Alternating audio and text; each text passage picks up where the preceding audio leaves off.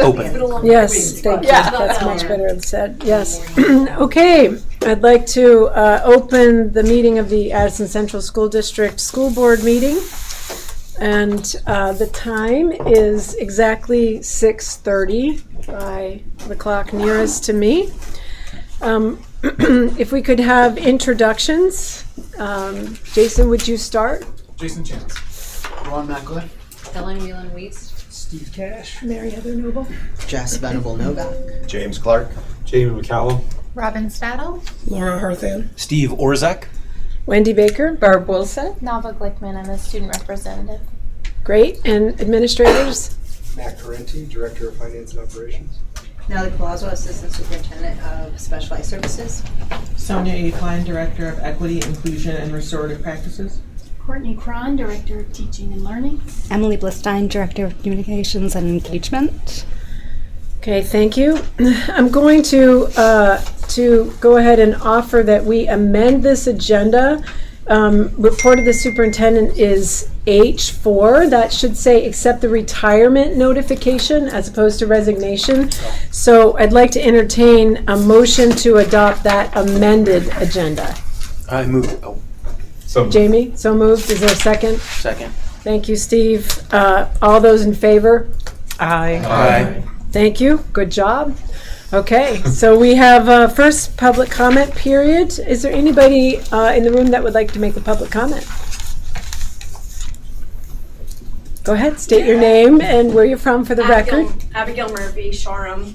And in light of the most recent developments with the testing, I'd be curious what our test scores are, because who knows at this point, and you guys made a giant decision based on those test scores. So I'd like that looked at, one, and that our teachers and our staff and our kids got run through the mud with those in the newspaper and in conversation, and I want that needs to be held accountable. People need to be held accountable for that, and if we're not that bad, that needs to be shown, because our teachers are great and are doing fine, and I want that looked at. And I think that we've been portrayed pretty roughly in the last 6 months that I've been coming to these meetings, and that needs to be dealt with, because if our numbers are better, then that needs to be put out there as well. So, thank you. Thank you, Abby. Is there anybody else in the room that wants to make a public comment? Anybody online who wishes to make a public comment? Nobody with their Zoom hand raised. Nobody with their Zoom hand raised. Okay. So we'll close the first public comment period and move on to the board reorganization, election of officers and appointments. The first thing that we do is elect a chair. Do we have nominations for a chair? Jason. I'd like to nominate Steve Cash as board chair. I'll second. Okay. Other nominations? Jamie? I'll nominate Barb. I didn't hear that. Can you say it again, Jimmy? I'll nominate Barb. Second. And I think I'm going to step back from that, because there's, assuming that Steve wants the position, since I'm going to be leaving, sometime second half next year. So you're declining. I'm declining. And Steve, are you accepting the nomination? I will accept that nomination. Okay. Excellent. Are there any other nominations for chair? I'd like to nominate Jason Chance. Jason, would you accept that nomination? I would. Is there a second? I'll second it. I thought I'd ask you before we worried about a second. Who just seconded? Laura. Laura. Okay. Are there any other nominations?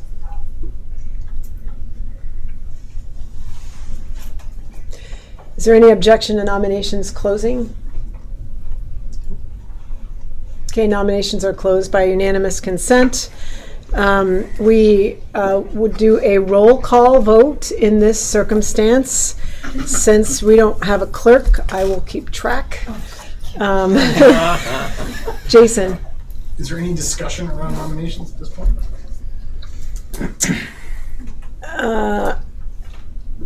not typically part of the process, but is there something you'd like to say? I'll entertain it. In that case, I would like to decline the nomination. Okay. So, I was gonna have a question, but I guess I don't anymore. We have had discussions before votes. I remember that from at least 3 years ago. If you would like to Or people- have a comment, then go ahead. Well, my question was just to clarify whether chair can be on other committees, or, I mean, actually to chair other committees, the chair of the board. And I don't know the answer. Does anybody want to answer? Does anybody want to answer that? I would Barb? be happy to answer it. I believe so. There was some disagreement last year, and I was told that I shouldn't be on any committees, but in the past, folks have been on committees as long as I've been on the board and before. So I think, And you know, chair them? huh? And how about chairing another committee? We had a policy that if in fact, you know, nothing says you can't, but I think if you're on the executive committee, I do like the whole notion of letting others chair the committees. I mean, it's not impossible. There's nothing written about it, but it's kind of tough to have the chair also then chairing a committee. Obviously, there may be circumstances where it's required, right? But I don't think there's anything that says legally. Steve, do you know of anything that says? I'm not aware of any statute that says that you can't. No. So It would be more of what this board wants to do, right? yeah, and anybody who wants to do that, I would doubt their sanity, but It's a you know, lot of work. I don't think there's any law that says you can't do that. No, I don't think so either. You can run into scenarios, I think, where it feels like one person has more ability to direct conversations of the board. If you have That would be the chair also chairing other committees, you know, you could run into a public perception problem perhaps, but that's the extent of it from my knowledge.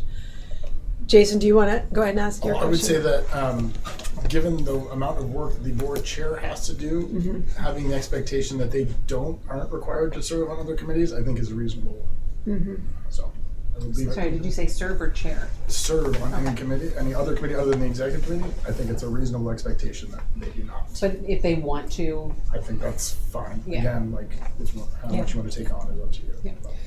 Mary Heather? Yeah, and I think, and I can't remember if it's stated in policy, but the chair is also kind of a de facto member of all the committees, so they're welcome to come and participate, so they can and help participate. But if the there's not committee an needs a expectation. person on it, the chair could do that. Right. I mean, you know, like when you figure out who's on what committees, it may make sense to have the chair fill in where needed.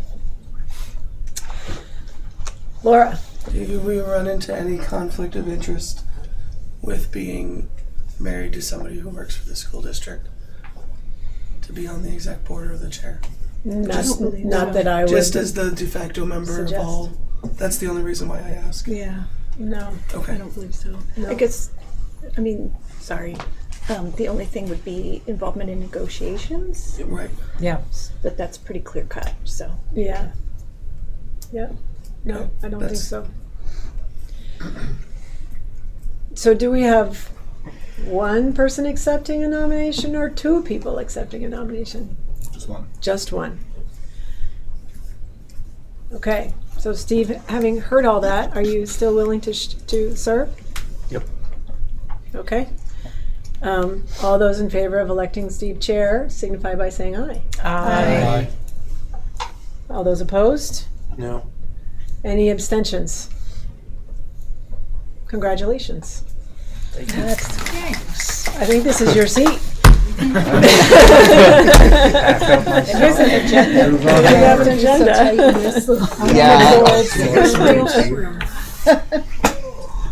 I know, you're really moving up.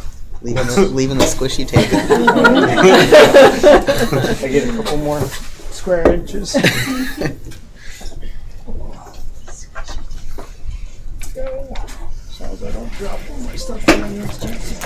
While Steve gets organized, I could draw your attention to the Code of Ethics for Vermont School Boards members which is on your table.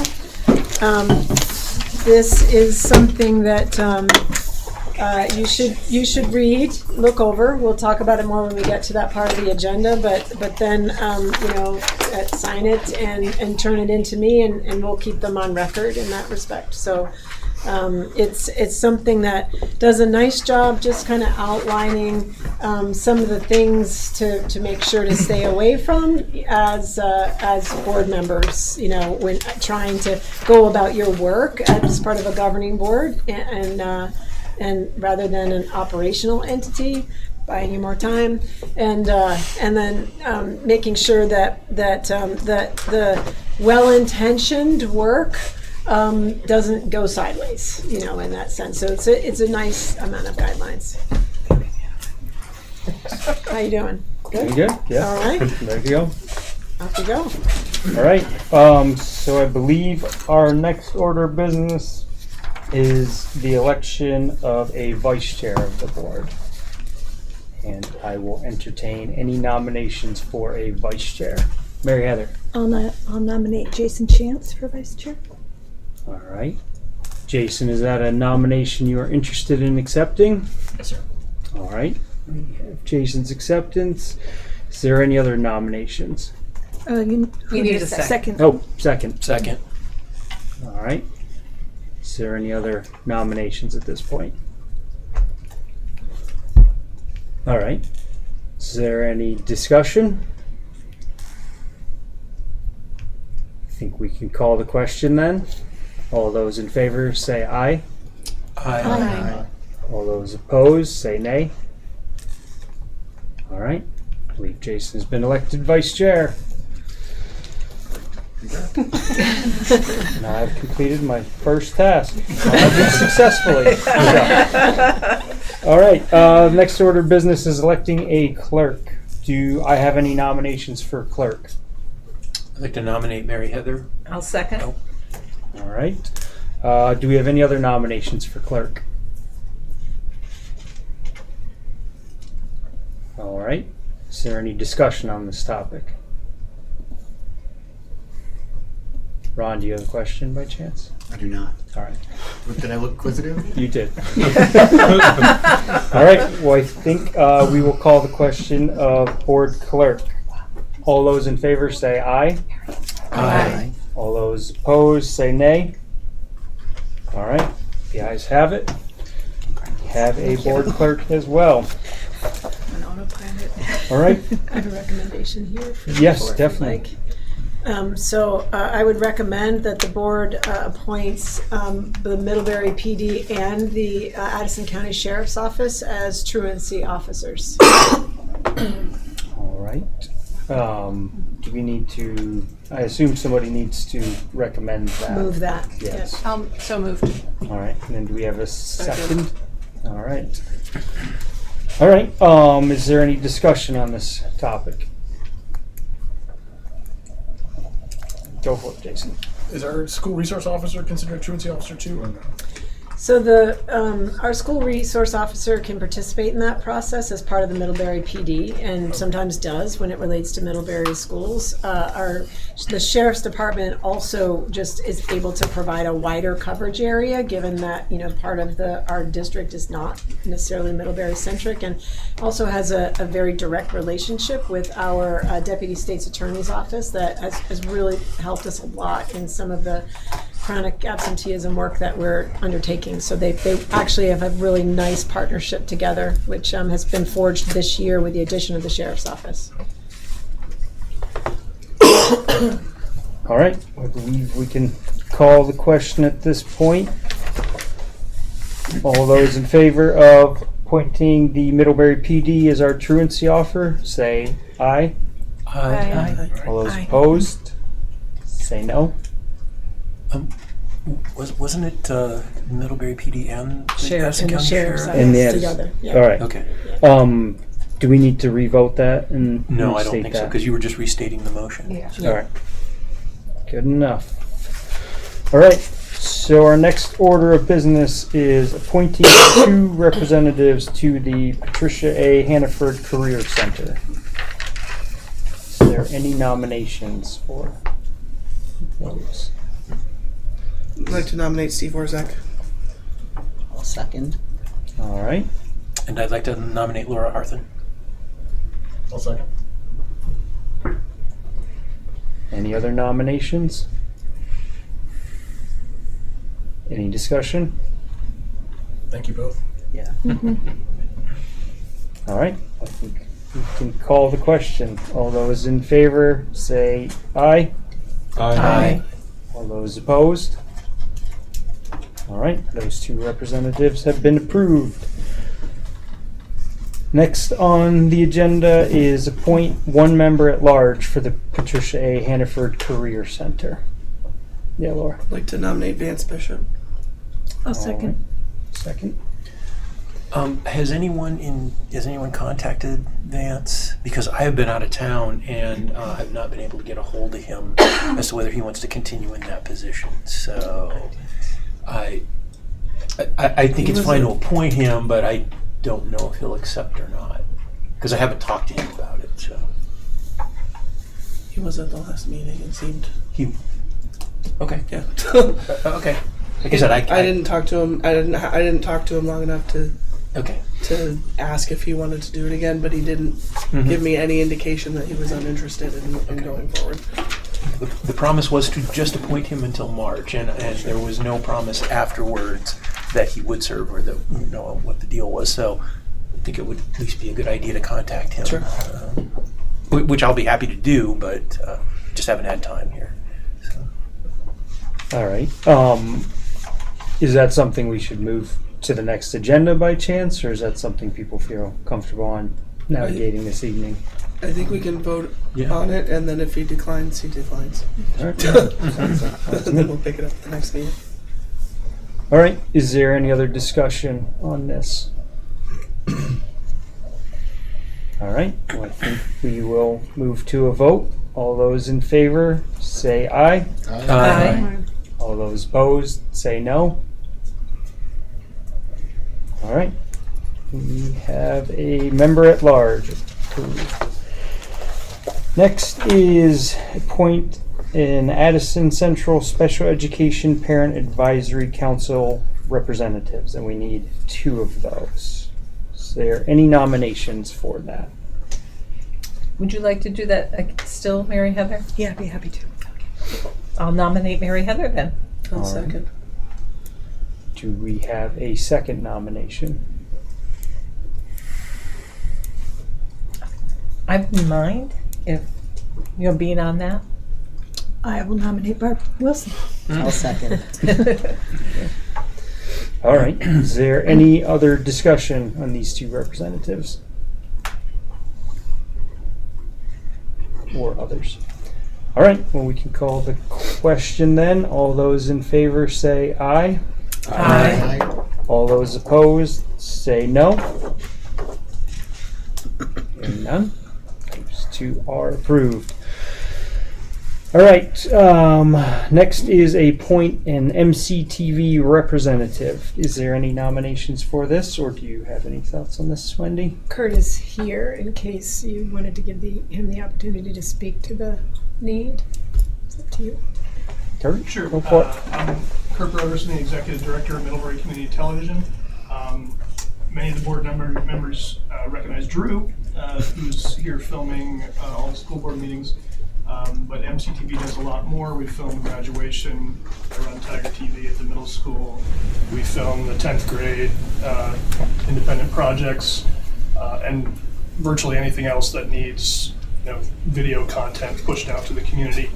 We have a 7-person board. 3 of those are appointed by boards, ACSD board, select board, and the library trustees all appoint an individual to serve at the discretion of their boards.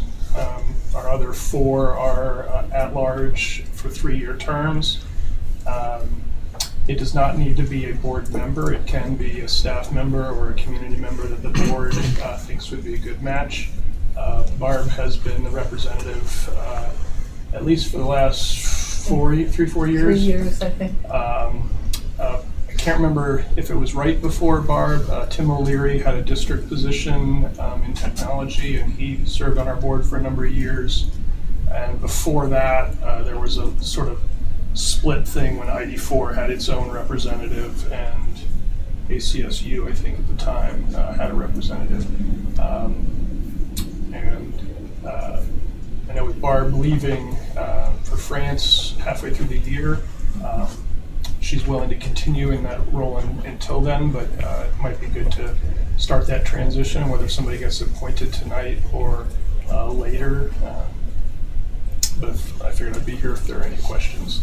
We have a great sort of collaborative working relationship with ACSD, and we'll be moving back into a 21st century studio in the Ilsley Library in a few months, which we're very excited about. With Drew now working for us for a year and a half, 2 years, sort of the sky's the limit of what we can do together. So I appreciate a representative who's excited about it, and it's not a heavy lift. We have monthly meetings, but not a lot of work outside of that. I'm here if you have any questions. Steve? Would anybody be interested, or I would be happy to do it, to approach Tricia and see if she would be interested in doing it? Because I mean, she's at the library and she has been very knowledgeable about MCTV stuff. So I don't know if she's done with us or if she would serve in that capacity, but I think she would make a good candidate. Yeah, I think unfortunately the trouble there is that because of our connection with the library, it sets up a strange supervisor. Like, she's not my supervisor. Gotcha. But that, Can I ask what time the meetings are? Are they set? Yes, sir. we currently do them at the second Tuesday of the month at 8 o'clock in the morning because we avoid evening meetings because we're filming everybody else's. But that's at the discretion of the board and can be changed. Go for it, Ron. Can we nominate Drew? No. He can't be a board member and an employee. Are you sure about that? I'm not 100% sure, but pretty sure. I want to maintain what limited power I have. I'd be willing to do. I don't know if anybody else is interested. Then I nominate Laura Harthen. Second. All right, is there any discussion on this topic? All right, we'll proceed with the question. All those in favor say aye. Aye. All those opposed say no. All right. And then our potentially last appointment of the evening is appoint a Parks and Middlebury Parks representative. Mary Heather. I believe we had removed that from, And yeah, so maybe yes, and it got put on there, Yeah. copy paste, so we can do that. so I guess I would move that we remove this appointment from, I don't know what the process is, but we really don't. Their board structure doesn't really have any authority anymore since the Parks and Rec Department is under, I think, Public Works officially, so. In this event, do we need to amend the agenda, or can we? You can just vote to remove it. Yeah, I guess I would move that we remove this appointment since it's obsolete. I'll second. All right, 2 seconds. All right, is there any other discussion on removing this, or not removing it, but just deciding not to fill this position this evening? Any other conversation? All right, call the question then. All those in favor of not filling the Middlebury Parks representative this evening say aye. Aye. All those opposed? All right. I think that wraps up board reorganization, unless I have missed anything. All right. think we will. Steve, can I Yeah, ask you a go for question? it. Ellen. Jamie, you had sent an email about about committee assignments. Is this the agenda item to discuss that? No, It's coming. It's coming. Yeah, it's coming. J J. in the agenda. Perfect. Thank you. Yeah. All right, any other questions before we move on? All right. Our next item of business is the Middlebury Board Rep vacancy process discussion. I believe everyone is aware of this conversation. I don't. Have we had any interest that anyone is aware of at this point? And so, yeah, go for it. I just Jess. have a question if anyone knows. I know we have 30 days to appoint someone, and after that 30 days, one question, did it start on town meeting day or does it start tonight? I think it starts on town meeting day, Okay. the day after town meeting day. Okay, great. And then if no one's appointed, it just sits until next town meeting vote? Like if we don't appoint someone in 30 days, what happens? Just remains vacant? Does anyone know? Yes, until the next, Until- 2-year term voted next town. Okay. Great, just curious.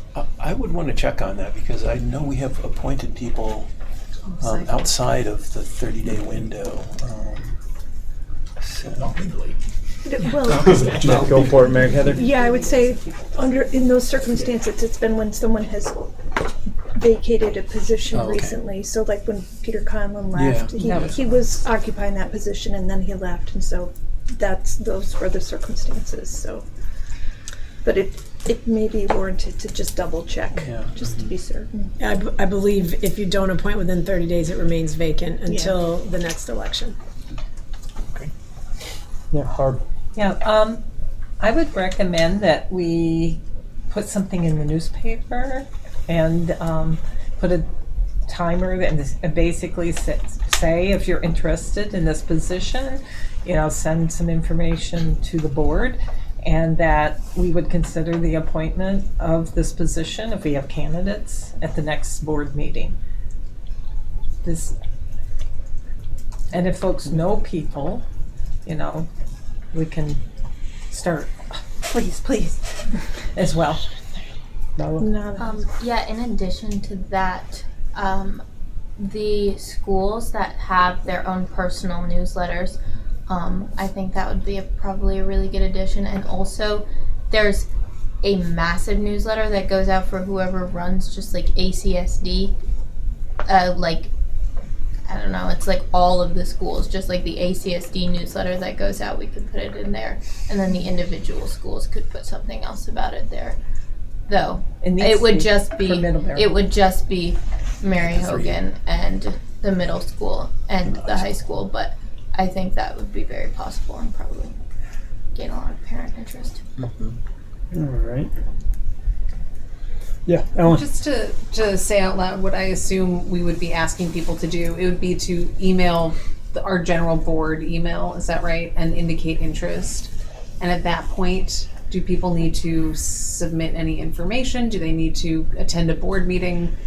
It might be helpful to just lay out even the initial expectations of what people would do to initiate their interest, or is it that they just let us know and then from there the executive committee responds or something like that?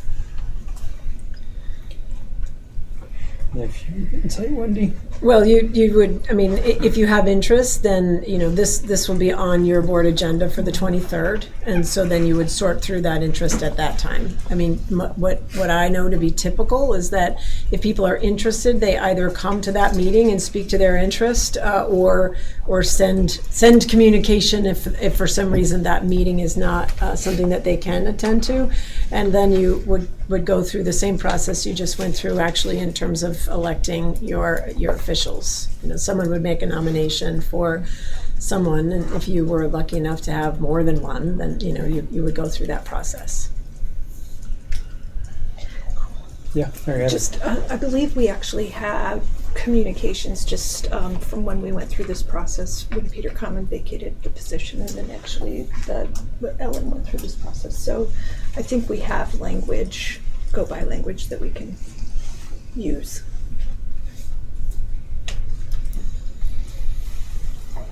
And just to note, 30 days from March 3rd is April 2nd. So the only board meeting we have before then is the 23rd. So it's an April 2nd deadline, but really it's March 23rd. So Or a special meeting. Right. or a special meeting. Yeah. Yeah. All right, any other conversation on this agenda item before we move on? We have our to-dos. All right, well, we will move on to our next agenda item, which is a recommendation to approve the minutes of February 23rd, 2026. Do you have a I'll motion? make a motion to approve the minutes. Second. All right, is there any conversation on this? All right, we'll move to a vote then.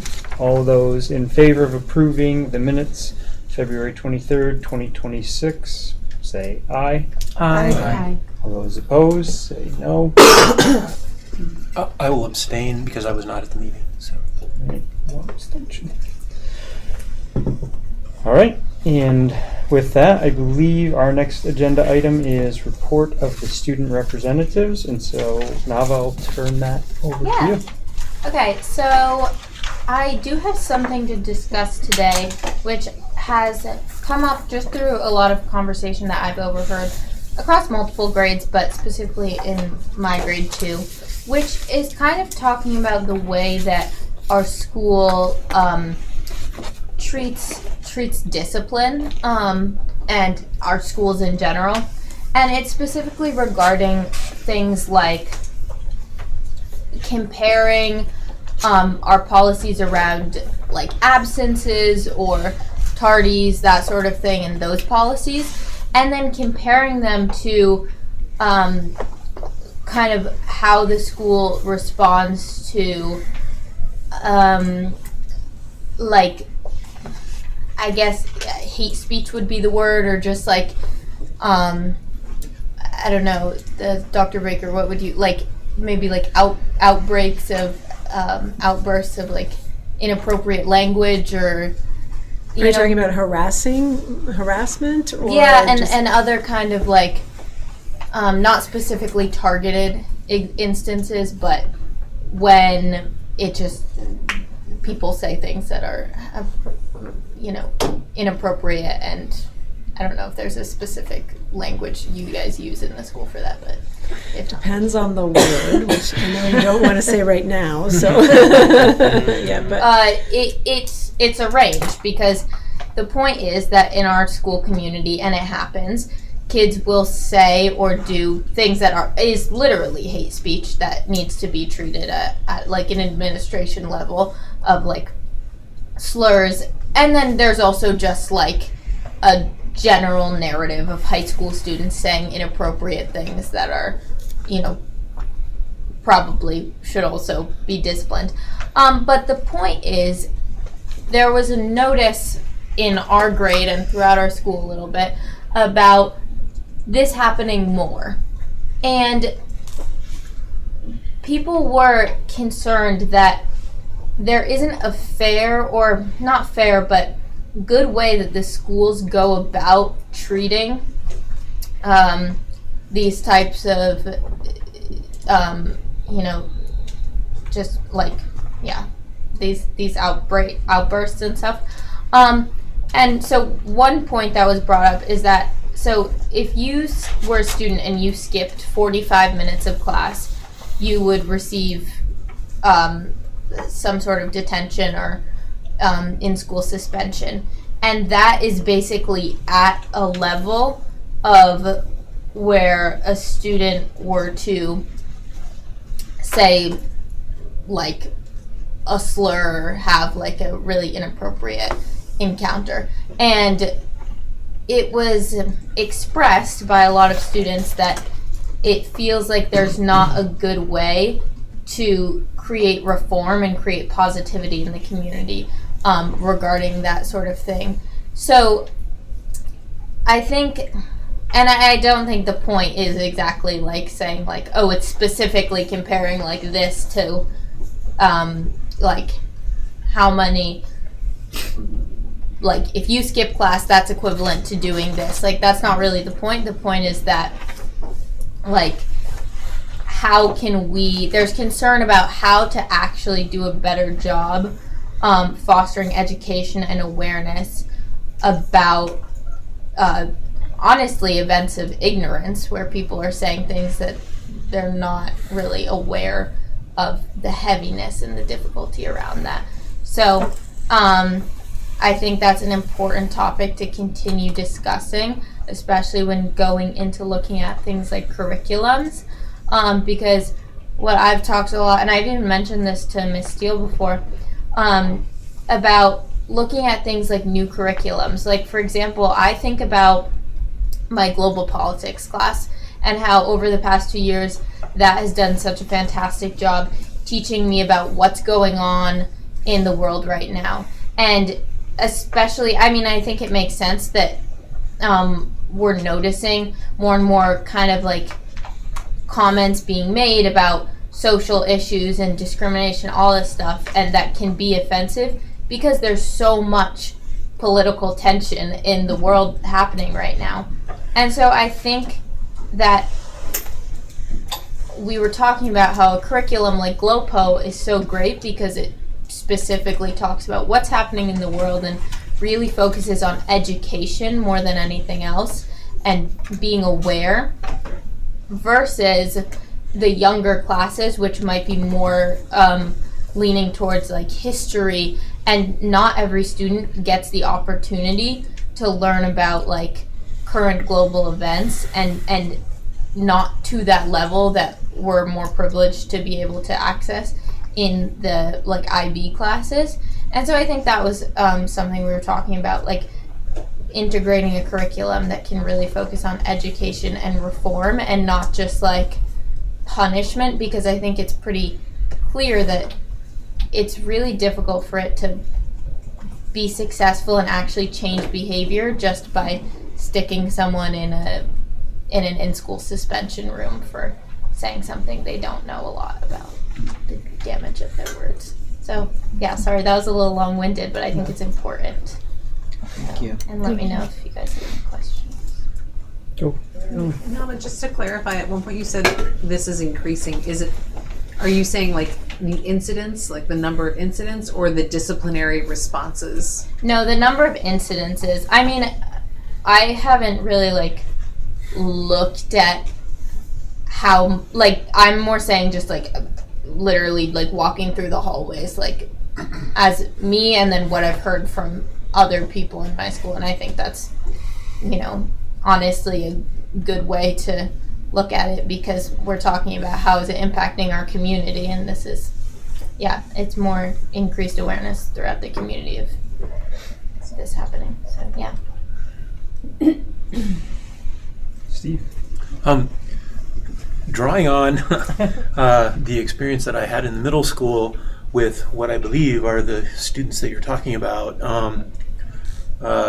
yeah, I saw an increase in those sorts of incidents, including a group of boys walking down the side of a field yelling white power to another group of boys across the field who were yelling it back. Is that the kind of thing that you're... Yeah, that's a pretty good example of that ignorance, if you were to say that. That is not a specific example. This was, well, let's see, it would have been 4 years ago, 5 years Okay, ago. but not right now. But No. those No. students, but I'm talking about those students are in high school now. And I can see that happening because it was increasing in the middle school when I was there. But you're right, it's punishment is a two-edged sword, and education really, I think that's an excellent suggestion to say to increase the education about how harmful that is and where that comes from is really helpful. So thank you for bringing it up. Yeah, and if any of you guys know Tara Martin, I mean, she's my GLOPO teacher, but like she does a fantastic job with that sort of thing. Like a couple years back, there was some people who drew swastikas and in our school, and her response to that was to teach them about the Holocaust, and she stayed after school with them and showed them documentaries and had them read books and actually learn about it. And afterwards, their response was, I had no idea how harmful this one thing that I was doing was. And I think that is a great way to think about, like, how can we improve our community?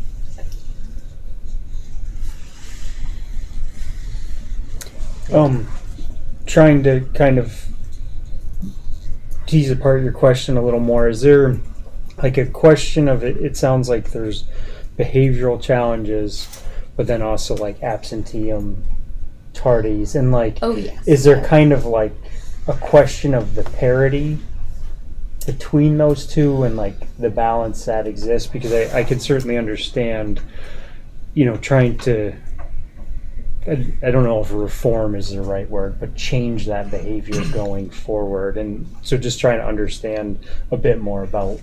Right. I guess what was said was that, people were unhappy with the fact that, oh, so you can say something so horrible as that and all you're given is like an in-school suspension and then a slap on the wrist and you're off. Like, that was essentially Right. So that's why I brought that up to compare.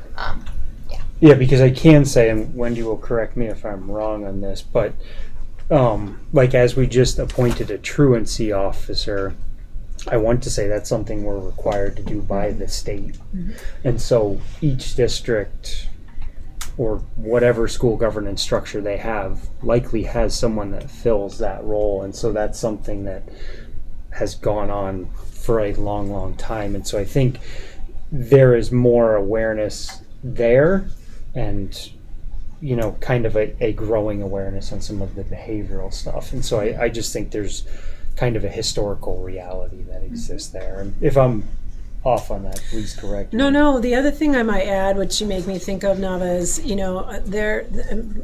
Dr. Steele and I have had a number of conversations about the role of political speech in schools, which is protected.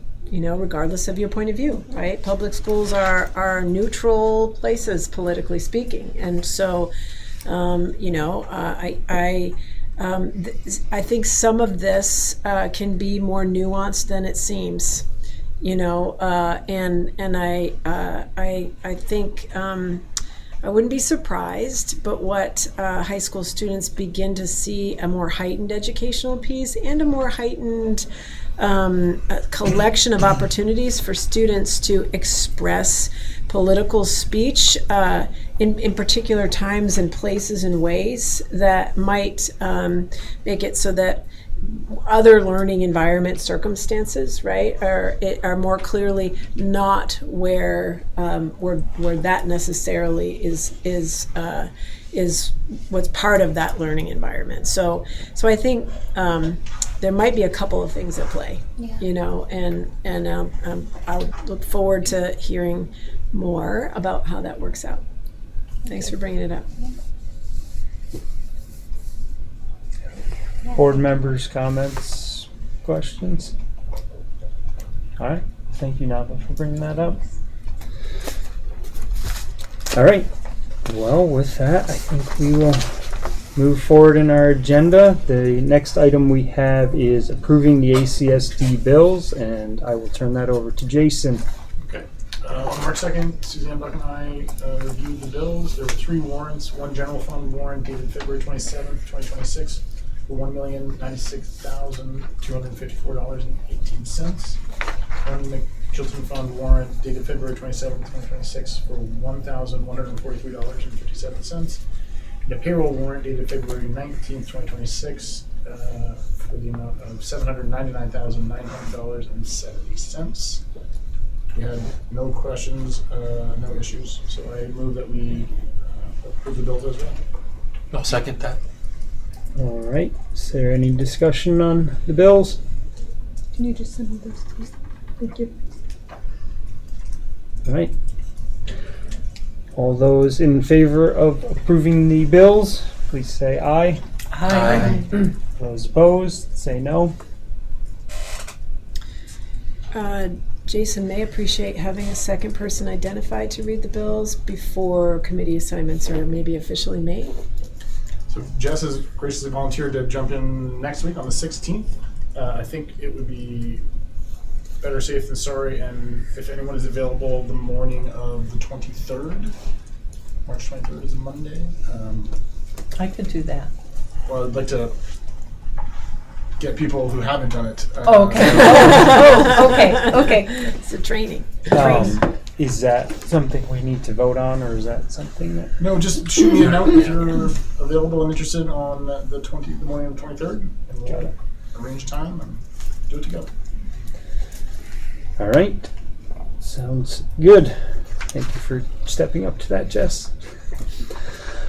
All right. Next is the report of the superintendent. I'll turn that over to you, Wendy. It's a very short one, given the nature of your work tonight. So there are personnel appointments and resignations as usual.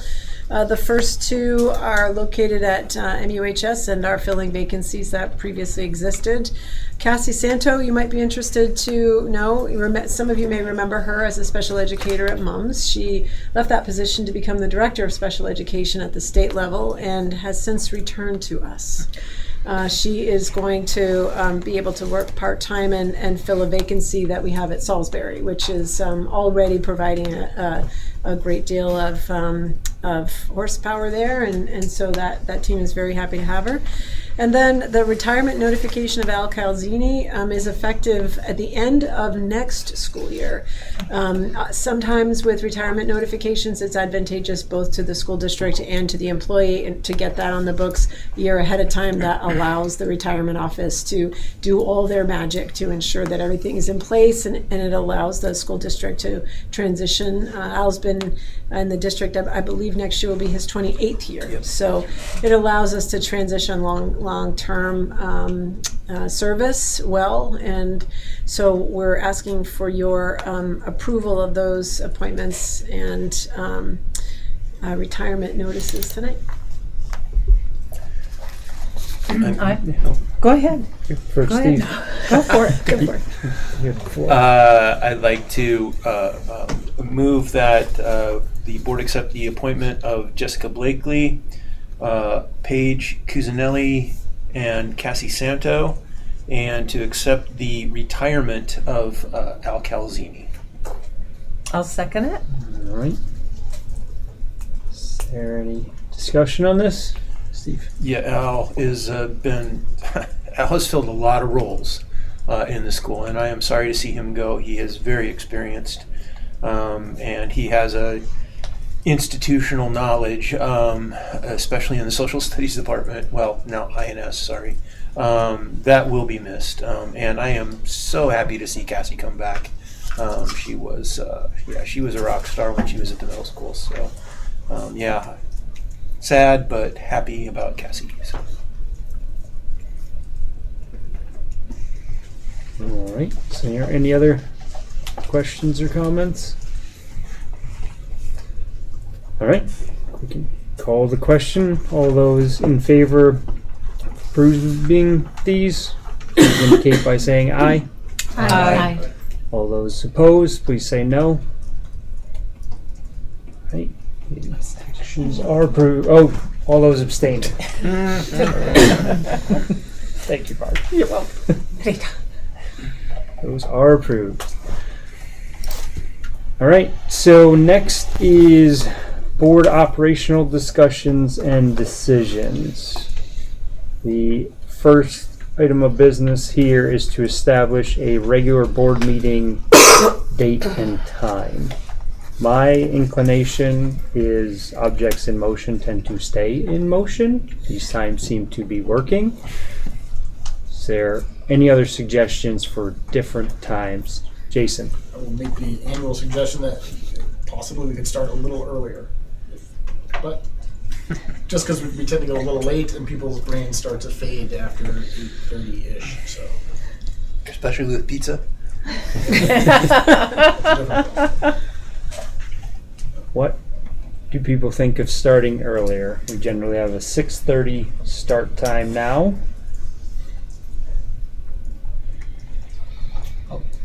I support doing that as long as we do actually end earlier too. I mean it. But also, I'm just going to take this opportunity to say, for a new executive committee, I think sometimes our agendas are packed, and it's a big board, and there's a lot to learn and a lot to discuss, and so I think critical to efficient and timely meetings is also at times smaller number of items to get through, which I know sounds impossible, but I'm sure we can do it. So yeah, I support earlier on both sides, always. Jason, as vice chair, I feel you have now put me in a bit of a precarious position with Ellen's ask that I don't know that I can guarantee that we will be wrapping up earlier, but certainly something to consider. Jamie, I think you were next. Well, I don't know. I've always I thought the idea of starting earlier was also a good idea, but what? So you're thinking what? 6? Yeah, that basically? was my question. Sure. Okay, then I'm fine.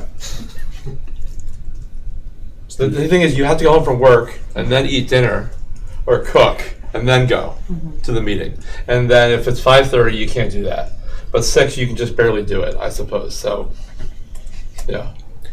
No, that was my question. Is you said earlier, but then you didn't specify. Yeah. And 6 o'clock works, but I know earlier than that is problematic for a number of people. So. Six would be the earliest that I could do. Yeah.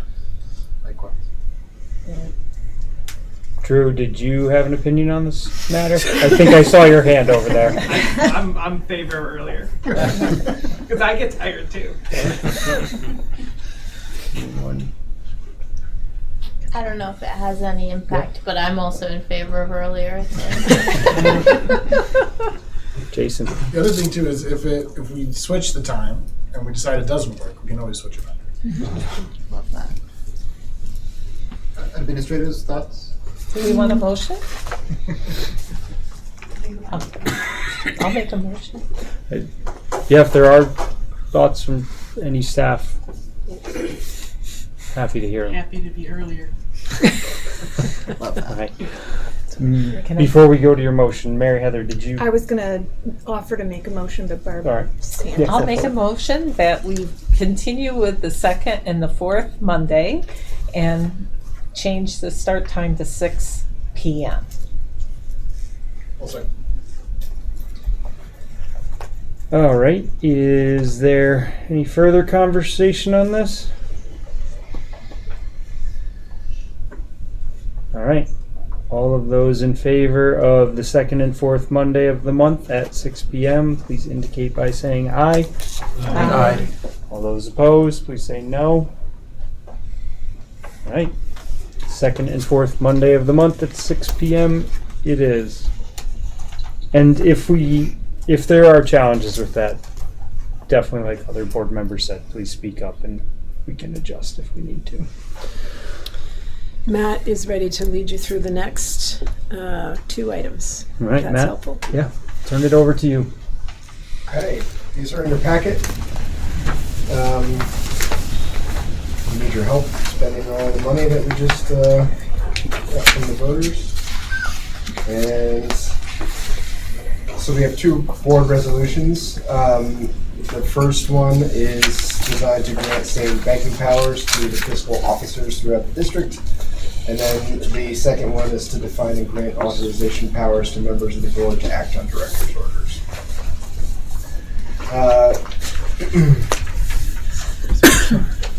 So for the first one, it says board resolution at the top.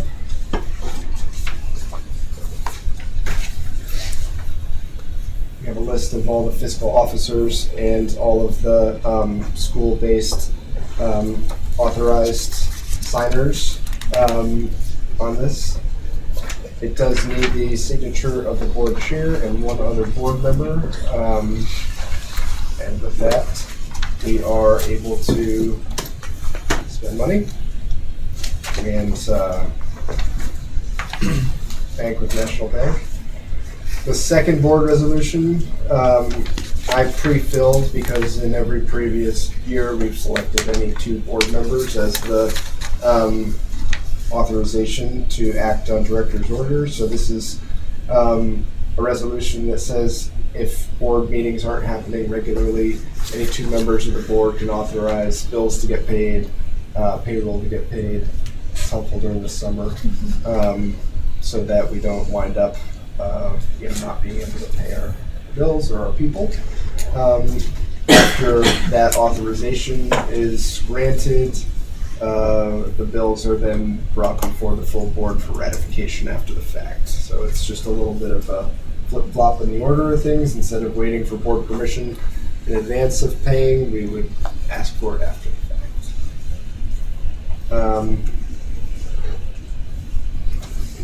So I don't know if this needs to be motioned or if it just needs to be signed by the chair and one other. Might be helpful to have a motion authorizing the chair and vice chair to sign something of that nature. Whatever ACSD board member. So I was going to make a motion that as on the form, the board chairperson signs and our clerk would actually sign both of these. Second. Ellen. Some of the listed 2026 fiscal officers, I think some of those names are not necessarily accurate or accurate anymore. Does that matter? That list was historically not included. We put it in there just as a reference, but if there are names that need to get changed, it would not matter. The authorization gives us the ability to update people as they come in. Jason. Now, there's a couple of high school funds that have National Bank Middlebury and Middlebury Federal Credit Union. Are there two bank accounts for the same fund? I believe so. Yeah, I think that's the.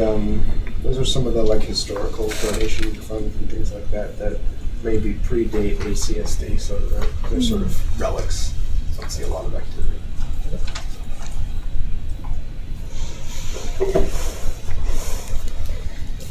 Any other questions or discussion on this?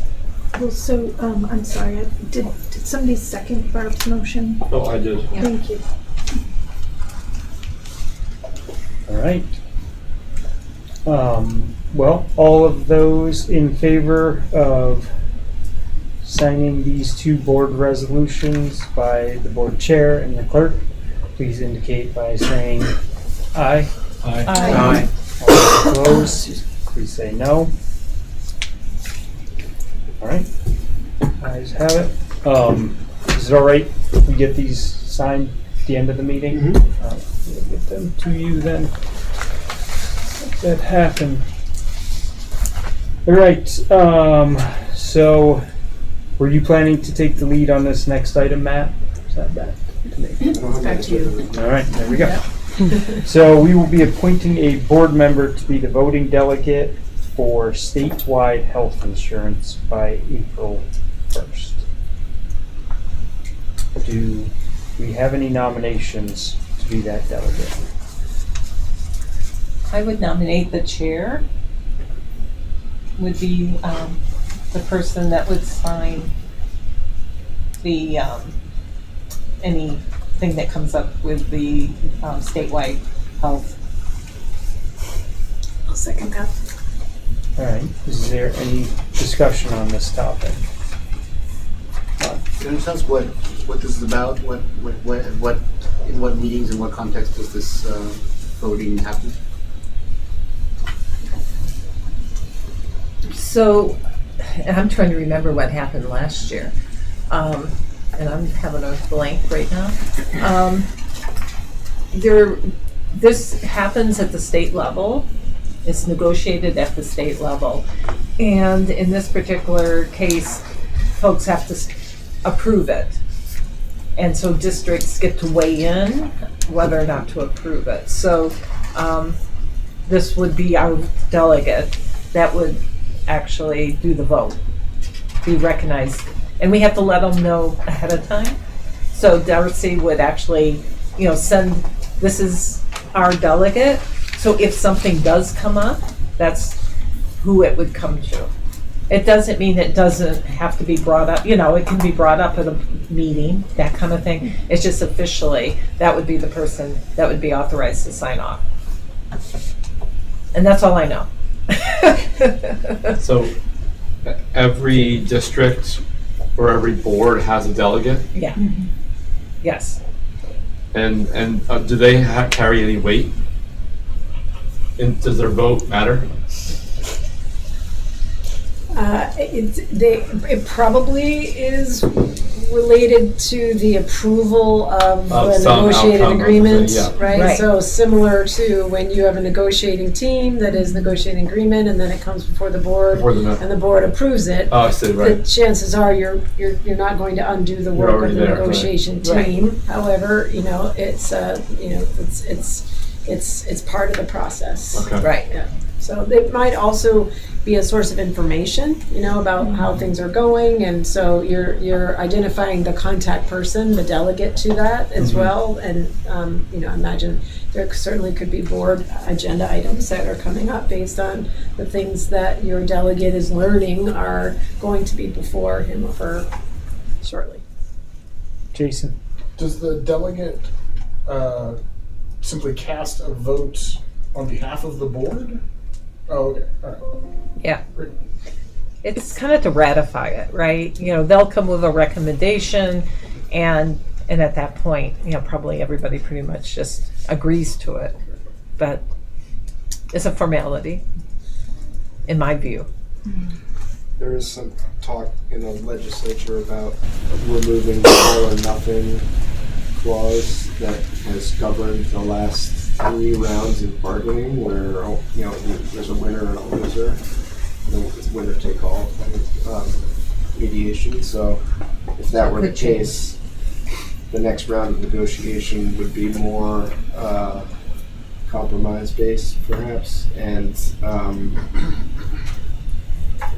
could wind up yielding a more balanced.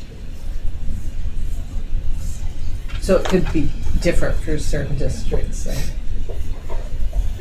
No, it wouldn't be. It's still going to be a state contract Okay. between the NEA and the school boards, but the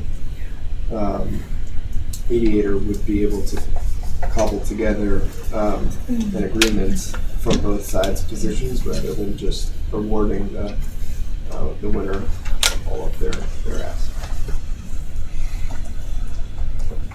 All right.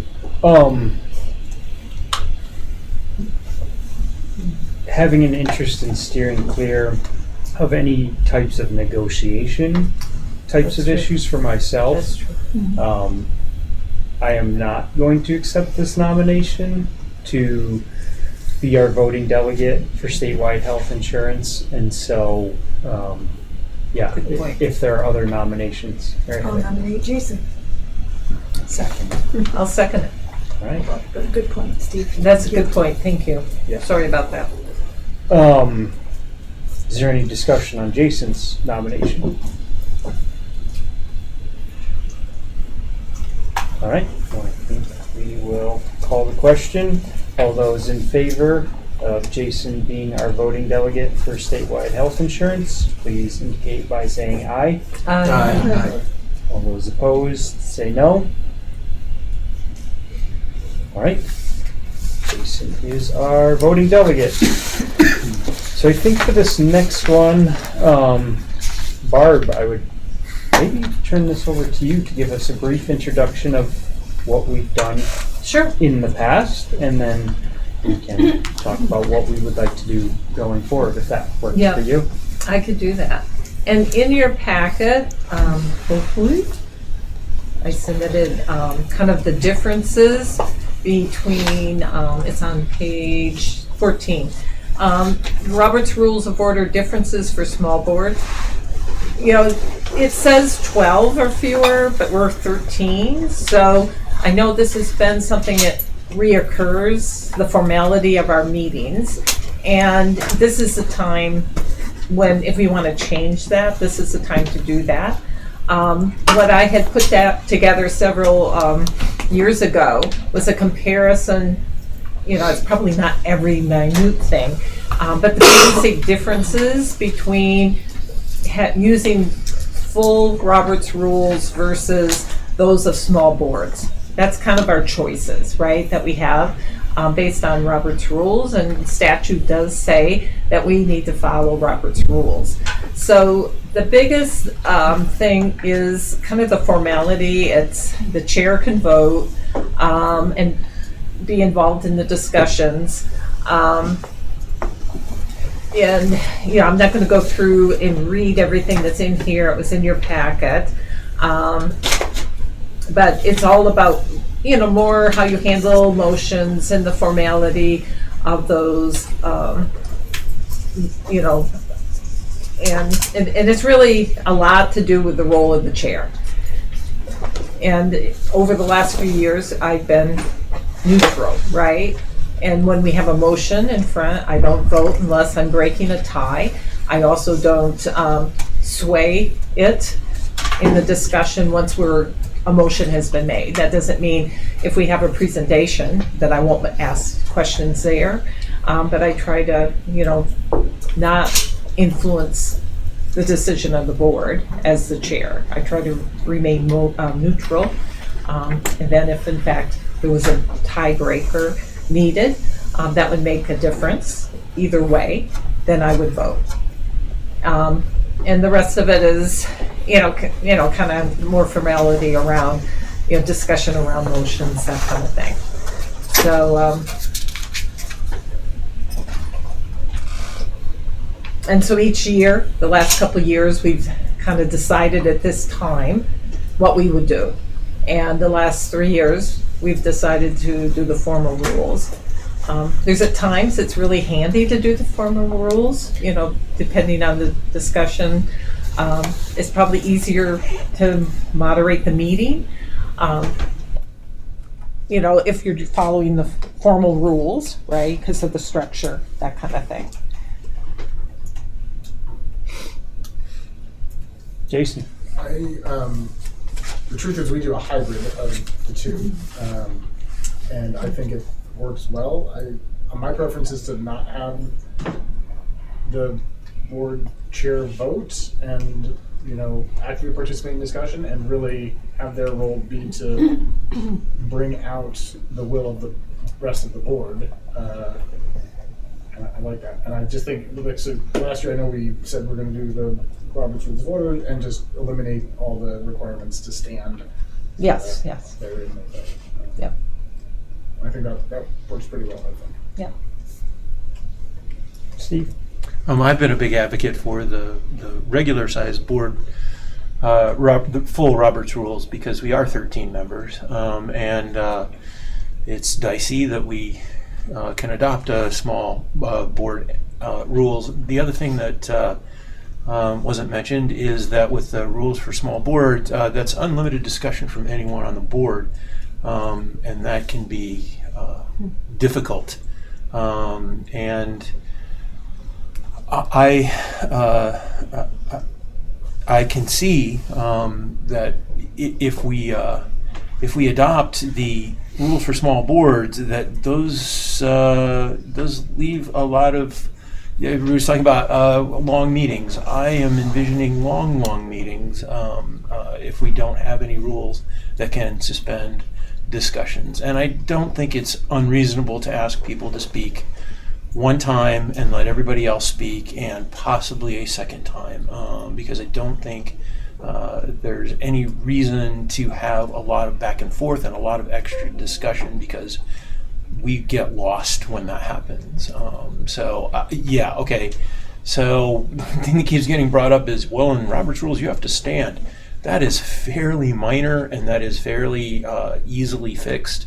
The other rules, I think, are not minor, and the idea that the chair is running the meeting, not casting votes unless there's a tie or to break a tie. I think those are good rules, and I think a body of this size really does need that discipline. So I am strongly in favor of regular Robert's Rules and suspending the standing. Ellen?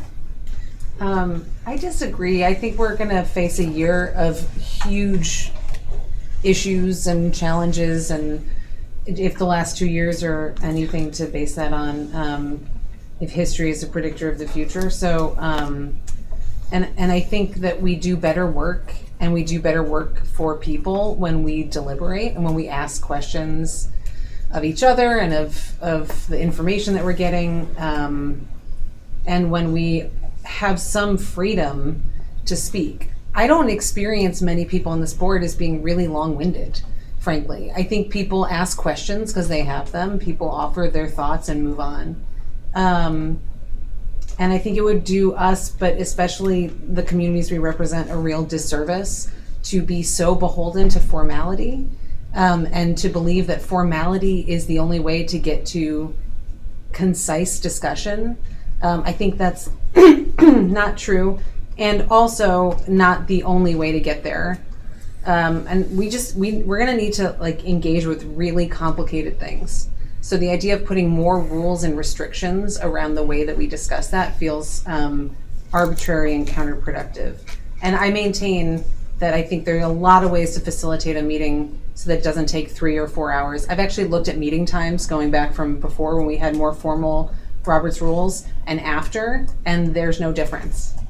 There just isn't. Like that's not the critical factor in why we're going on. So we could tackle that problem in other ways, and not necessarily limit our ability to really engage with complicated situations and information. Mary Heather. I feel like the way we've been conducting ourselves is a lot like Jason said, kind of a hybrid, in that I feel like we have had more freedom than is said in Robert's Rules proper in terms of being able to have a discussion.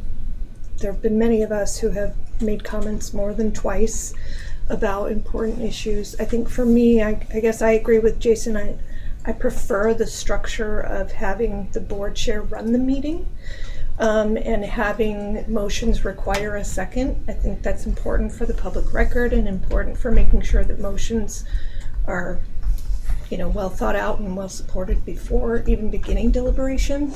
So I like that structure of Robert's Rules. I feel like the board chair has some discretion in terms of the, allowing people to speak their minds, but I think those two components to me seem like really important structural sort of guardrails for our board operations. So I would support full, with the understanding that the board chair has the discretion to kind of moderate how many times people speak or how long the actual deliberation carries forward. Laura? I'd like to second that. I think how we've been doing things over the past year has worked pretty well in keeping the formality of the meetings, but suspending some of that during presentations and more deliberative question and answer type sessions. I think that's worked pretty well for us, and I'd like to see us do that. Keep those rules moving forward. Ron? So I wonder how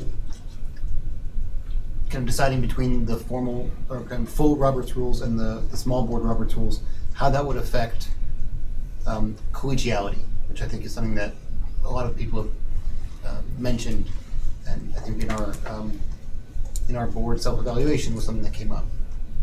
The way that we interact with each other and the way that we look at each other and listen to each other and are engaged with each other, and not necessarily just kind of going by the rules, but actually sitting and discussing and being a body. So I don't have an answer, but I would like to explore the idea of using the small board version in case that would help us be a more deliberative and considerate body towards each other, and also to make sure that we have our ears open to the community when they come and take time out of their busy weeks to engage with us.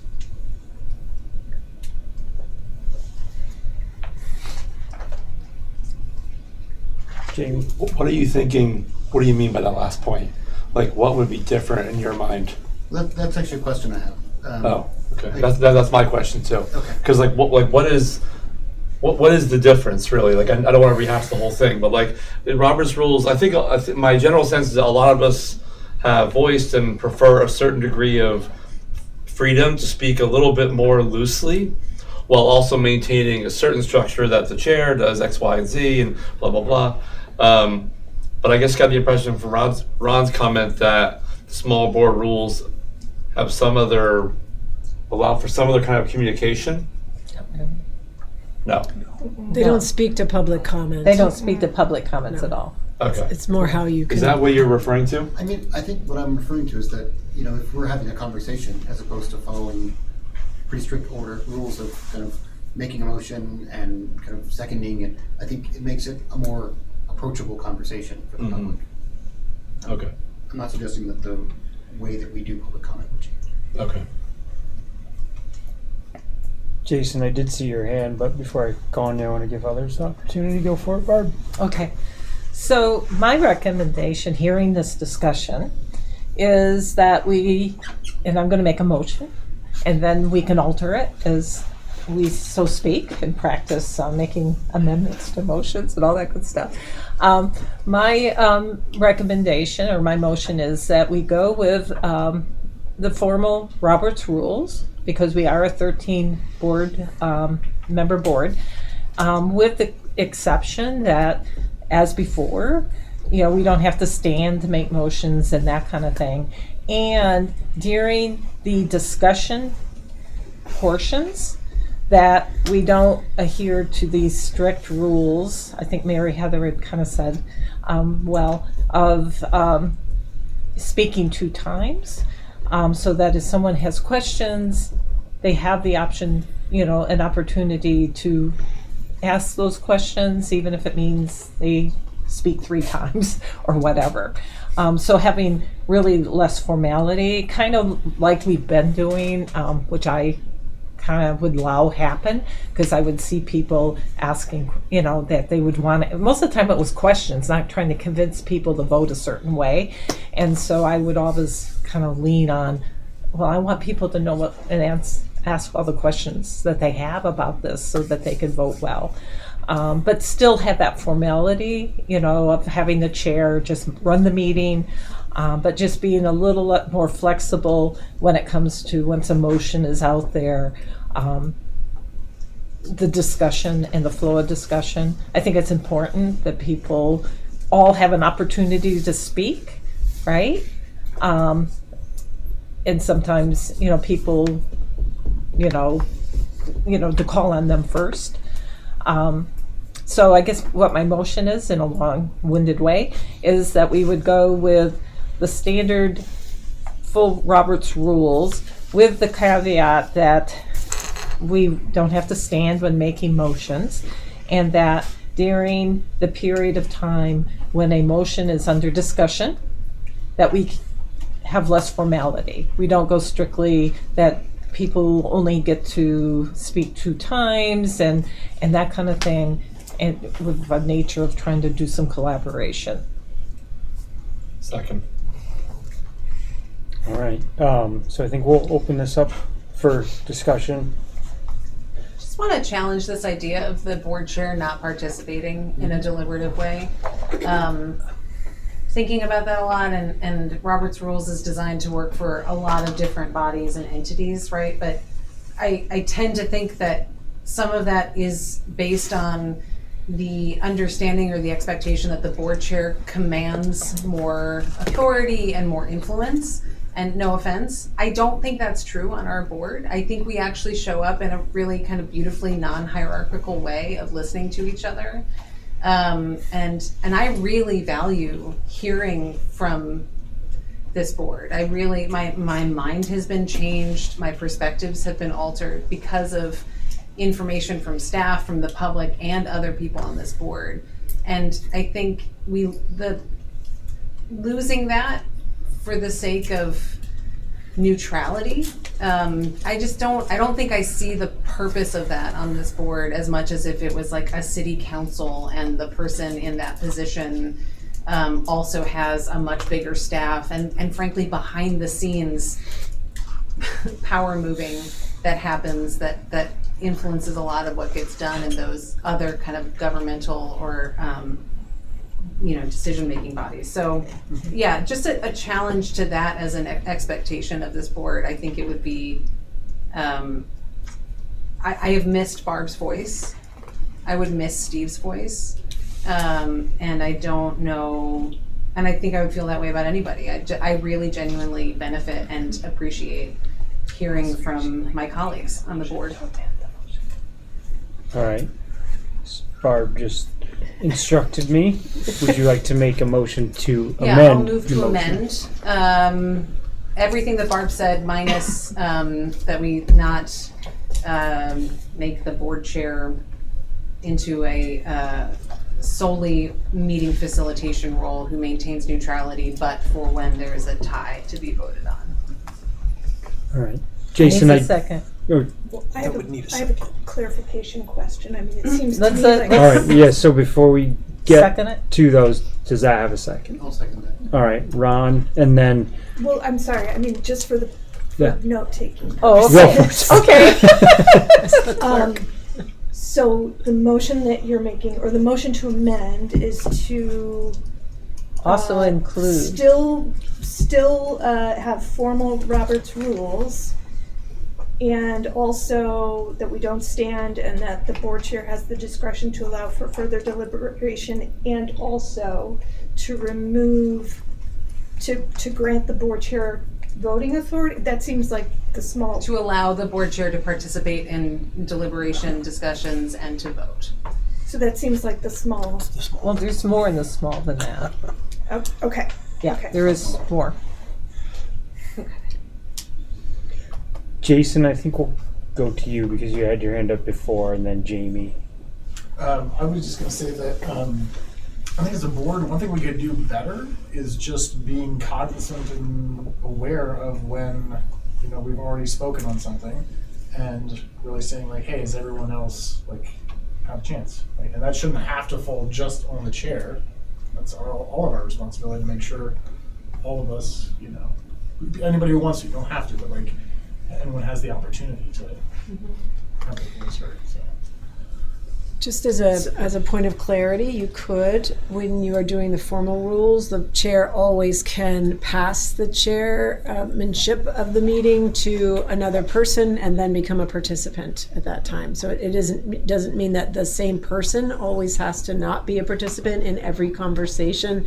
If they choose to ask someone else, like the vice chair, for example, to moderate a discussion so that they can be a participant. That's just a point of clarification in the standard Robert's Rules protocols that are accepted. Jamie, did you have your hand up? I was just seconding something. Okay, that's my question is, do you have a second for? Yes. I seconded Ellen's thing. Okay, thank you. Or, I don't know. Ron did. They both did. Sorry. Thank you, guys. Apologies. All right, are we ready to vote on the amended? No, I would like to speak. Yeah. Okay. So these two amendments have basically gutted the entire formal rules, and there are reasons that they're set up that way. And the chair there are all kinds of ways in Robert's Rules to ask questions, point of clarification, point of inquiry. All these things don't count as a speaker being as something being counted against a speaker. So if someone has a question, Roberts provides for that. As for the chair, that is one of the things, because the chair sets the agenda. The chair does a lot of things, so they do have a lot of power over the meeting. And it's not that the chair can't speak. The chair has to speak last. It's not that the chair can't vote. If there's a tie, or it would create a tie, the chair can vote. The chair can pass, as Wendy noted. So I think that the things that we're trying to fix with these motions are, in fact, handled by a better understanding of the Robert's Rules themselves. And there are things that this board could do or formalize that allows for these opportunities. We have had,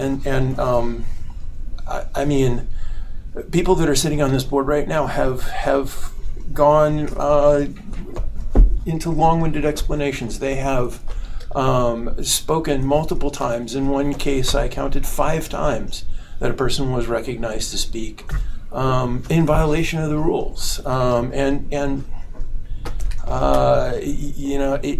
It creates a situation that makes this not undeliberative, but dominated by 1 or 2 or 3 voices. And that's what the rules are trying to avoid, because that has happened. It has happened on this board, and I think that even with the rules in place, that it's been violated. So these 2 motions essentially gut what the full rules are intending to stop.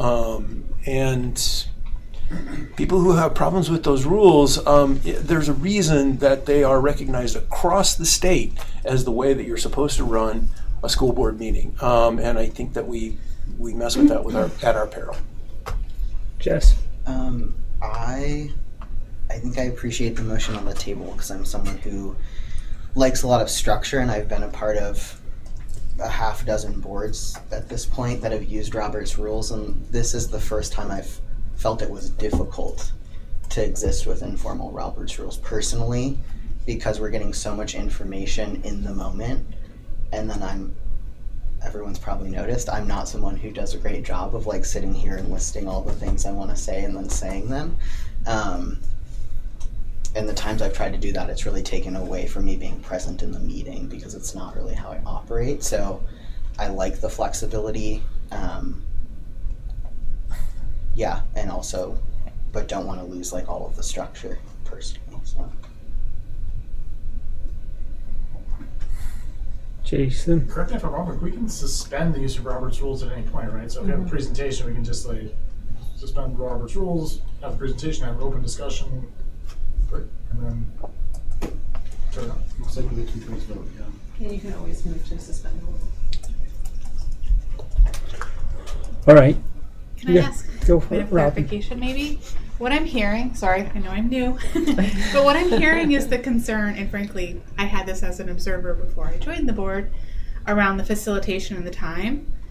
And so I'm not hearing that the number of questions is the issue, I'm hearing the length of time is the issue. So maybe it's not the how many times can I ask, maybe it's the 10 minutes per person on any given topic that's more important to this conversation. Don't worry, I'm new too.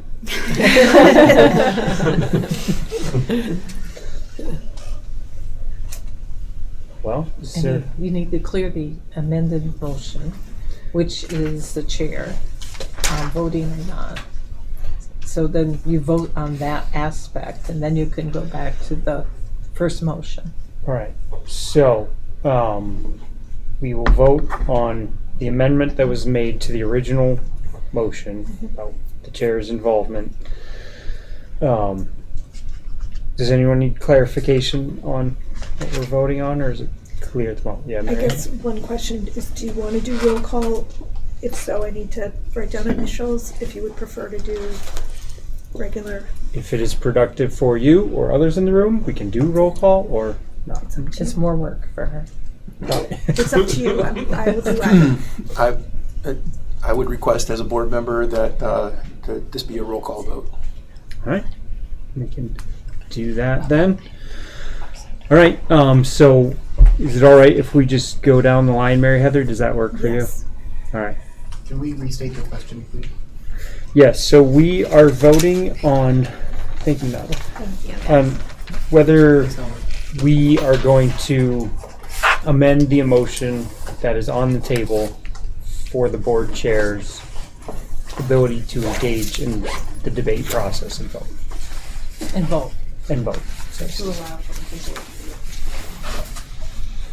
the Okay. If we could start with Barb, that would be helpful. Barb? Yes. All right. Steve? No. No. Robin? Yes. Yeah. Jamie? Jess? James, you said aye as well? I'm saying no. Yes. Yes. No. 1, 2, 3, 4, 5, 6, 7. Looks like the ayes have it. 1, 2, 3, 4. 7 to 4. All right. So now I believe we are back to the original amended motion, which is formal Robert's rules with the no standing and then more kind of latitude during discussions. And And the board chair and the board able chair's to participate. participation. All right, so now unless there's more discussion, I think we can vote on that motion. Jason? If we just remove the requirement to second motions, we're now pretty much just operating on small board rules. So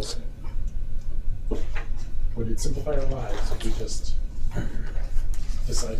And again, we can decide to operate on small board rules, and if it's a complete cluster, we can revote and decide to work differently.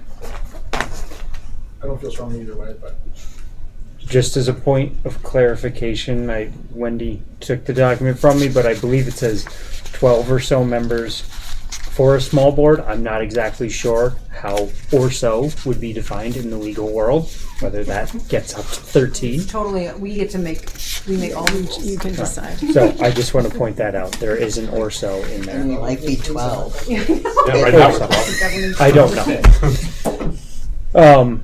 But I think unless there's further conversation on this, we can call the question. All right. You want to do the same thing, or we can just go? If people would like, we can do another roll call vote. Yes, Yes. seeing thumbs up. All right, Barb? so. Yes. Barb. Steve, No. No. Laura, Robin, Yes. Yes. James, Jess. Yes. Yes. No. Sorry. No Tell me when you're problem. ready. Yes. Ron, yes. Jason. No. Okay, same. All right. The ayes have it at 7.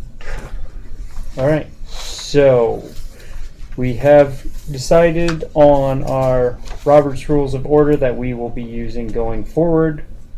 And as was mentioned previously, we can suspend those rules. As it said that that's a 2/3 vote that's required to do that. Is that what I heard? That's what I see in the form. All right. So that is another tool that we have at our disposal if we need it. So the next order of business is a discuss and sign the Code of Ethics. I believe everyone should have a copy of the Vermont School Boards Association Code of Ethics for Vermont School Board members. While you are finding that and reviewing that, I could, given that we have some new folks, we could just kind of go over some things with staffing. You will see this talented group get up out of their posts after the superintendent's report, which is an opportunity for them to go ahead and complete work that they need to do while remaining available to us as the meeting goes on, because sometimes the board business allows, needs, right, their perspective. But that's kind of a compromise that we've made, so that way they're here and they're present during the piece through the superintendent's report, which they often have content in, and then they're in the room but able to do the things that they haven't been able to get to all day. So for those of you that are new, that you'll see that shift, and that's why, unless they're germane to a committee that's presenting or something of that nature. There's a piece in the beginning of this code of conduct that talks about gives no directives as an individual board member to any school administrator, employee, publicly or privately.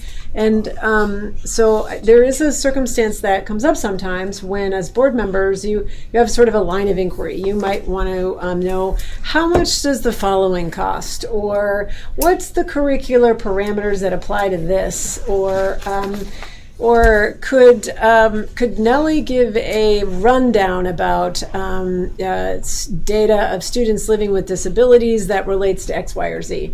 So the way that this district has functioned relative to those requests is all of those requests come to me. And if it is part of the work of one of the directors, it's something they already know how to do, or it's already done, something of that nature, then I'll ask them to go ahead and provide something to that board member. Doesn't matter who on the board is requesting that. Everybody has that same piece, but it comes to me. If for some reason I feel that it's an undue burden at that moment for that employee, or that it is it's moving a conversation in a manner that the whole board maybe hasn't really been aware of, or the executive committee hasn't talked about, since based on your policy they set the agendas for your board meetings, then I will bring that request to the executive committee, and they will determine whether or not that's something that we move forward in what kind of way. So that's the practice that's been had in the past, and I just wanted to make sure that I'd said that out loud, so that if there are things that are on people's minds, you know how to access that information. Any questions about that or anything else that's on this form? I don't have a question, but if folks remember, the Communications and Engagement Committee did town halls this past year in almost all of our towns to this point, and something that came up a few times, which isn't mentioned in here, was just the way that the board indirectly interacts with the public, like during public comment specifically, and just like our body language, being attentive listeners, and the feedback at several town meetings was that they have not always felt respectful communication from the board out to the public during public comment. So I just wanted to name that when we're talking about our code of conduct, or code of ethics, I should say.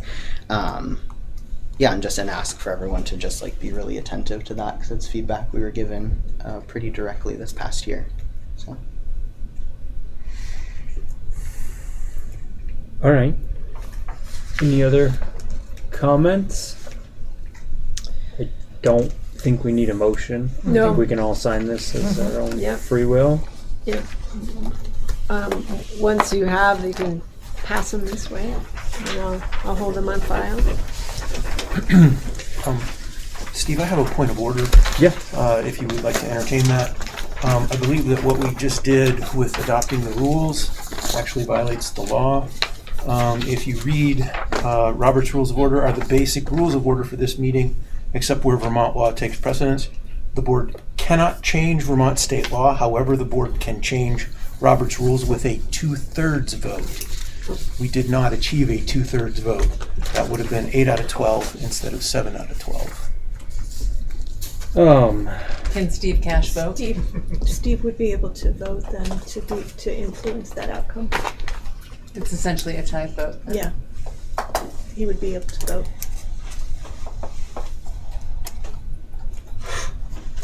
Since that vote did not take place, then I would suggest that to solve this, we need to revote. If it goes to chair. I'm amenable to that. If others in the room have other guidance on that, I certainly would be interested in hearing them, whether it's Wendy or our previous board chair.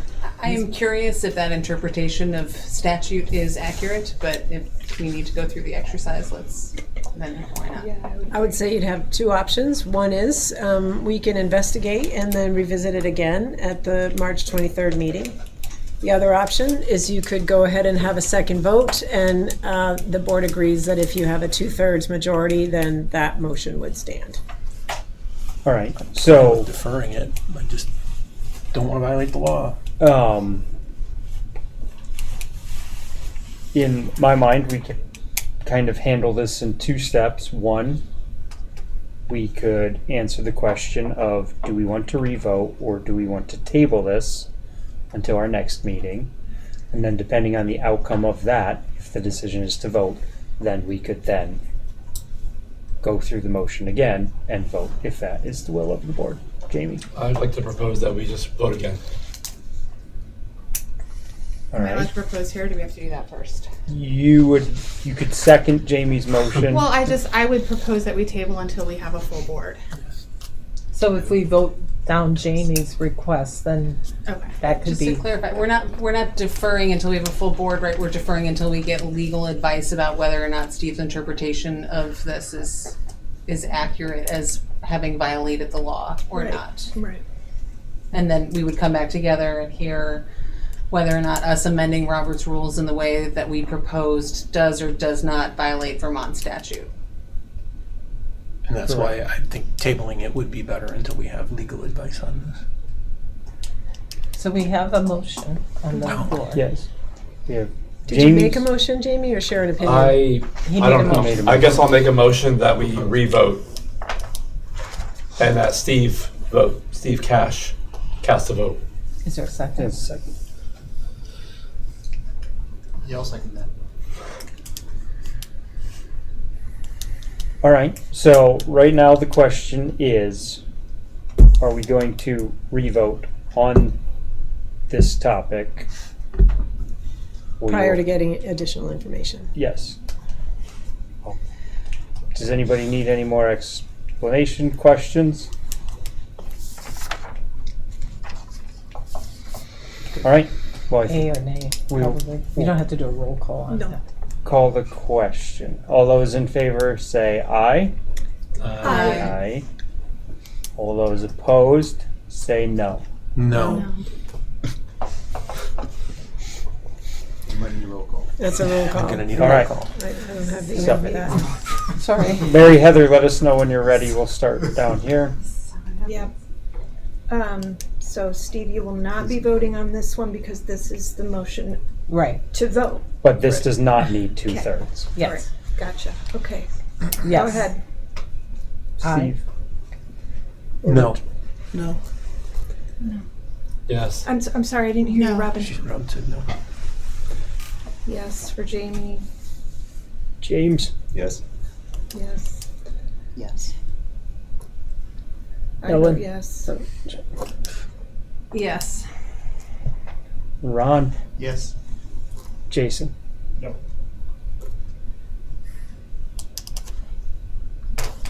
Okay, we are voting again. All right. So the answer to that first question of will we revote was in the affirmative. And so now to break that tie, I will be voting on this one as I understand it. Yes. Yes. How can Steve, it's my own point of clarification, how does Steve vote if it takes a 2/3 majority to enable the chair to vote when not breaking a tie? Because To he's establish a breaking tie. 2/3 majority, but he's not breaking a tie. He's, Or if he causes or a a tie. 2/3 Actually, vote. that's- It's for that as well. Yeah. Basically, if it influences the outcome of the Right. just checking. Yeah. So if That's so my going through with the vote, I assume if we run this by and there's legal instruction otherwise, we would be bringing it back on the 23rd. Okay, just want to make sure that felt okay. All right. So what you may want to do is have us just revote without Steve voting, making sure that people haven't changed their vote, and if it still requires another person, then he would vote. If it changes the outcome. If it changes the outcome. Okay. All right. So Okay. Mary Heather, whenever you're ready, let us know. Yeah, sorry guys. Yes. I'll be sorry. We're doing the list. Tough on you in your first meeting. I'm sorry.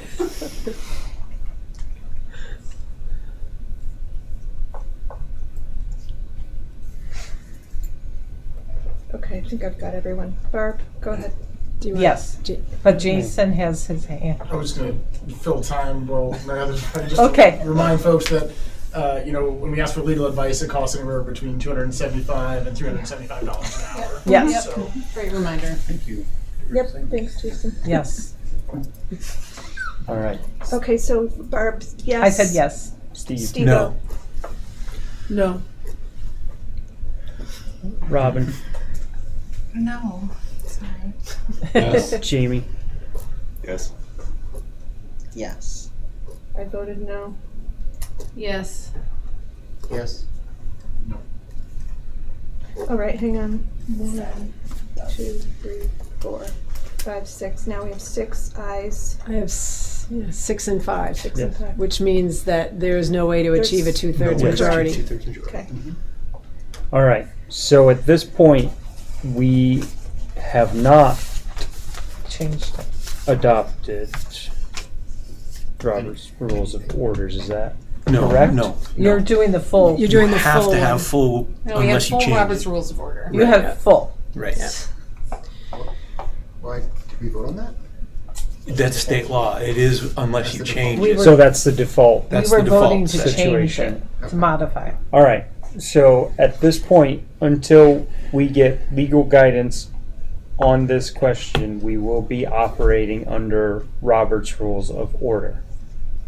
I believe that means when we speak, we will stand.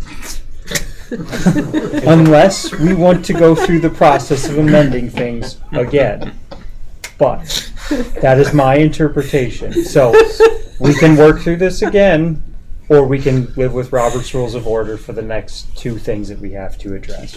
That's key. Steve. I would like to make a motion that we modify Robert's rules to not require people to stand when speaking. And that is the only modification I'm asking for. I'll second. All right. Is there any other discussion on this? Ellen? I would move to amend that motion to include that we do not follow full Robert's Rules of Order insofar as allowing people to speak as much as they are called on to speak, that we allow the chair to fully participate in deliberations and votes, and that we otherwise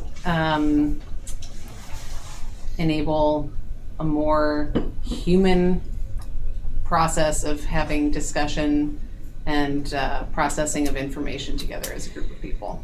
Ellen, Can I- is your, Is that a motion? is your amendment to? I'm adding on to Steve's suspension of Robert's rules. Are you? To also suspend the requirement that people only speak once, if I'm following correctly what the full Robert's rules requires, and also that requires that the board chair not participate in deliberations or votes unless he's breaking the. Is your amendment to ensure that the chair uses Robert's rules in such a manner to accomplish the goals that you just stated? Or that you are changing Robert's rules, which would require a 2/3 majority? You see what I'm saying? Oh, I feel like see. we're Yes. back at where we just Yeah, okay, then exited. cancel mine. I'll make a Okay. different motion at another time. Okay. All right. So at this moment, we have Steve's motion on the table. I have not heard a second. For that. Jason seconded. Jason seconded. All right. Is there further discussion? Yes, point of clarification. This would have to pass with 2/3 because it is a modification of the rules. So, Ellen? I'm gonna be moving after this that we embrace the small Robert's rules instead. So I will personally be voting against this, not because I'm in favor of full Robert's rules, because I would like us to use the Robert's rules for small boards. Just saying that out loud. All right. Is there other comments on this? All right.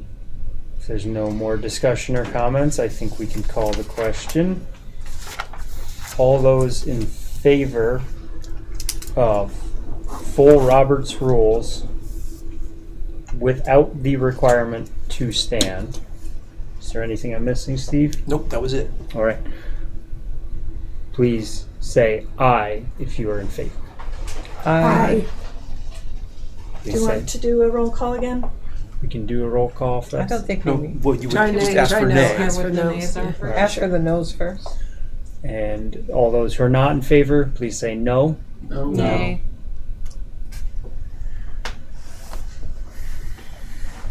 I think we need a roll call vote for 2/3.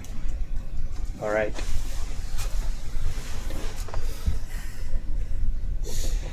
Go ahead. Okay, Barb. yes. Steve-O. Steve. Wait, we're We're voting voting on your my, motion. my Your amendment? motion. Yes. Yes. Yes. Yes. No. No. No. Oh, excuse me. Oh, Sorry. I'm sorry. I'm voting yes. No. No. Yes.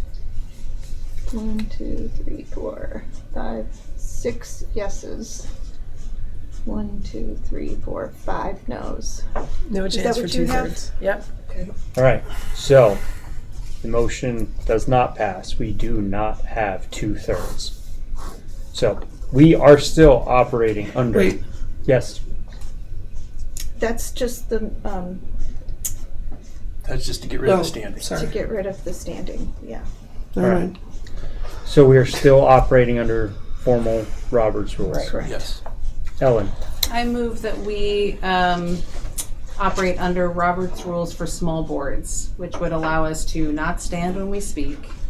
In part, would allow people to speak more than once without suspending the rules, which would need a 2/3 vote every time we wanted to do it. And would allow for the board chair to participate in discussions and votes. It also means motions would not require a second. Motions would not require a second. I feel like we would do it by instinct, but it would not be required. All right. Is there a second to the motion that Ellen made? Jamie. Is there any discussion on this topic? All right. We need 2/3 for the motion to be approved. If it's going to be. You have to, you might as well do a roll. Yeah, I think we'll just do a roll call. We all stand for the roll call too. Yes. We should have stood when we made our motions. Yep. Are you ready? Yep. Yes. Steve? No. No. Yes. Yes. Yes. Yes. I'm voting no. Yes. Yes. Yes. Okay, yeses have it. The yeses have it. 1, 2, 3, 4, 5, 6, 7, 8. That's what I have. Is that what you counted? I Correct. appreciate the The double quality data control. triangulation here. Yes. Yep. So we will put together for you an outline as to small board Robert rules, just so that it's a little bit clearer in one page, if that's Thank you. helpful. Yes. Very helpful. Okay. All right. I believe where we were was the code of ethics. Wendy had asked for a signature on these. Once you sign them, please have them make their way down to Wendy. If folks have questions on them, please bring them up. All right. So next is reviewing the code of conflict, policy A5. It should say conduct. Code of conduct. I am so sorry. That's me bad. All right. Again, I think this is an opportunity to review this if new board members have questions. I think board members that have been involved previously can answer some of those, and or Wendy may be able to answer any of those.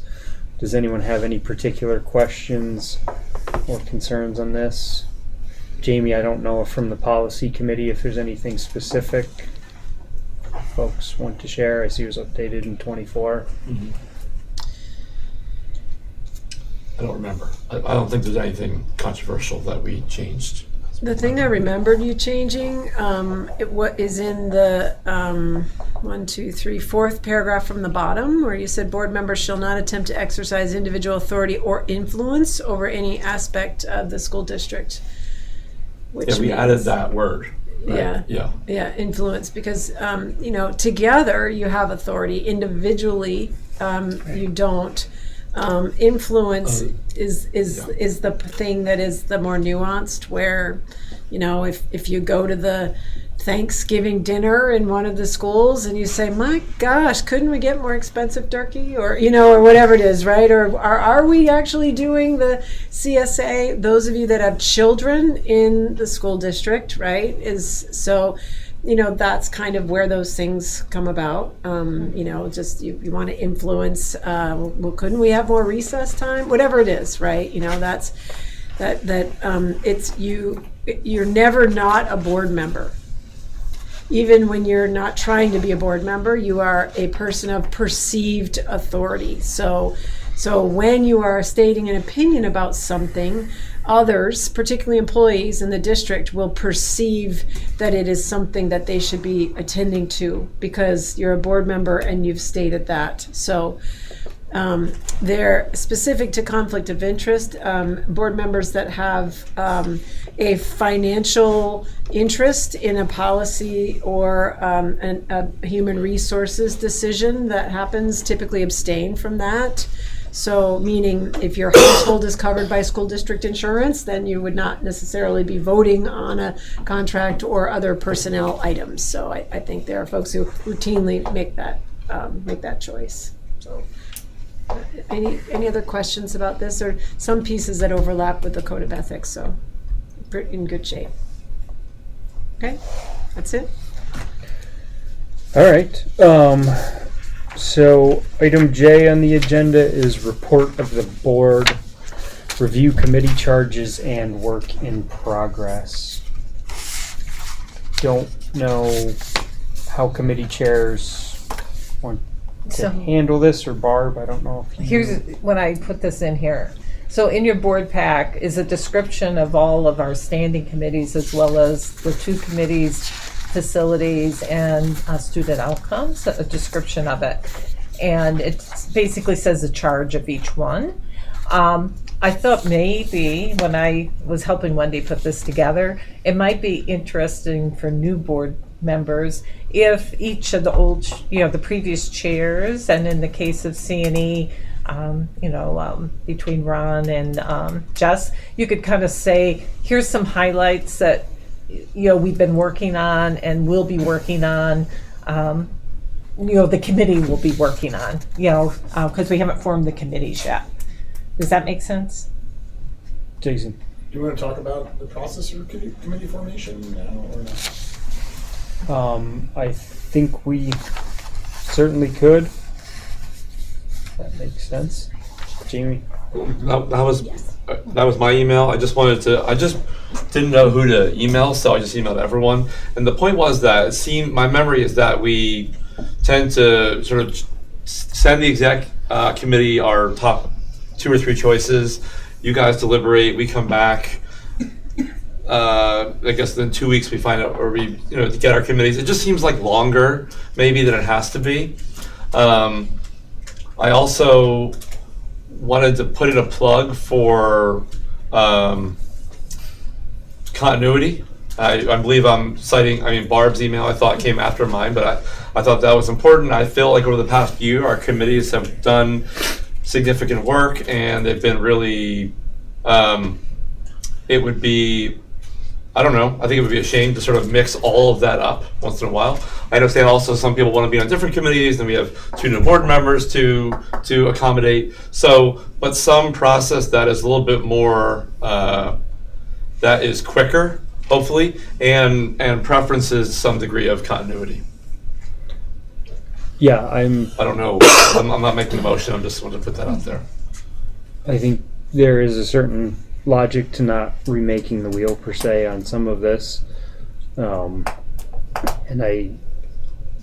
there's a lot of work to be done. So, I have a suggestion for whatever it's worth.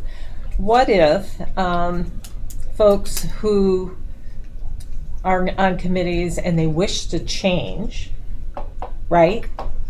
Notify the executive committee, which was formed tonight, and then once the new board members have had an opportunity to, definitely read through the charges, and hopefully tonight, folks can talk a little bit more about the committees that they've been a part of for the last year, then those folks could give their preferences but at the same token, it'll have to be where there's openings as well. So just so you know, it may not be quite your top choice, whatever. If a committee that you really want to has really already 4 solid people on it, maybe it won't be able to. But all the committees are really good work, as far as I'm concerned. Would something like that work, where we're not having to rehash everyone. We're kind of you guys aren't, sorry, rehashing everyone. You're kind of assuming if you're on a committee, people are going to say, unless you've heard otherwise, that someone was willing to change.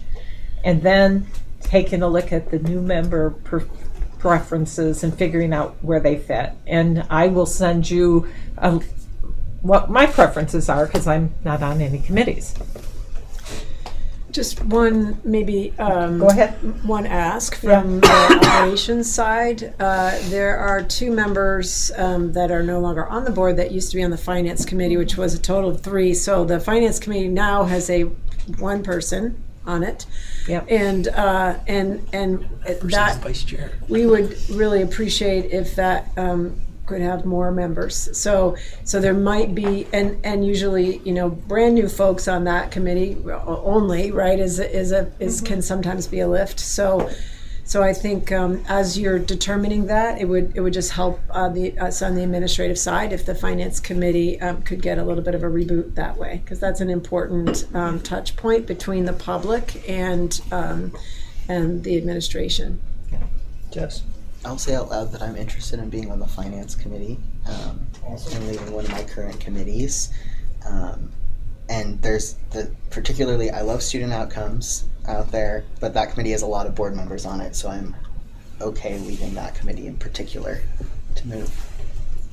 Yeah, just so people know. I have some experience on finance. I would be willing to serve on that, but if I did, I would step away from the student outcomes committee.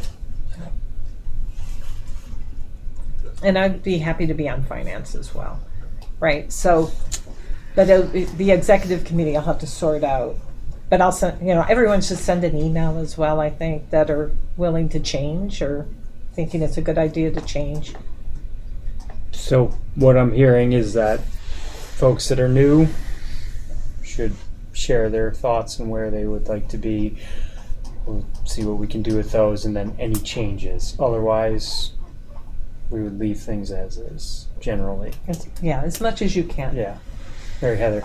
Yeah, I guess I was just going to say, for new committee members, in the past, often what's been done is some kind of, obviously, deliberation to try to give folks the committee assignments that they would prefer, and also have a good representation of Middlebury and smaller communities represented on each of the committees, so that there's just balance of perspective and also experience versus new members. So those are kind of the 3 things that generally went into committee assignments.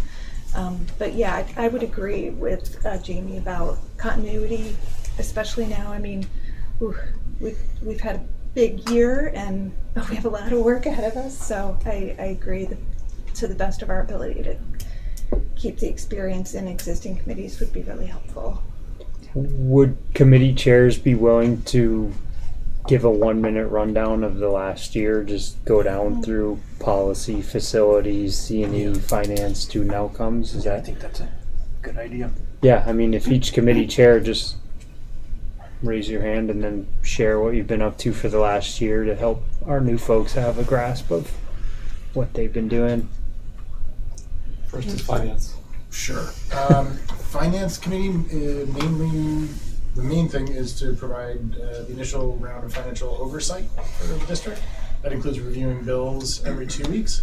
It includes reviewing financial reports on a quarterly basis. And includes being a first audience for each budget presentation and providing feedback to each budget presentation. The budget creation and period tends to be the time of the most meetings. Like this time of year, it's, we might not even have a meeting this month, and review financials in April, and that might be it until the summer. So that's questions about finance. Facilities, this past year we did work to create a 5-year capital improvement plan, evaluated all of our facilities.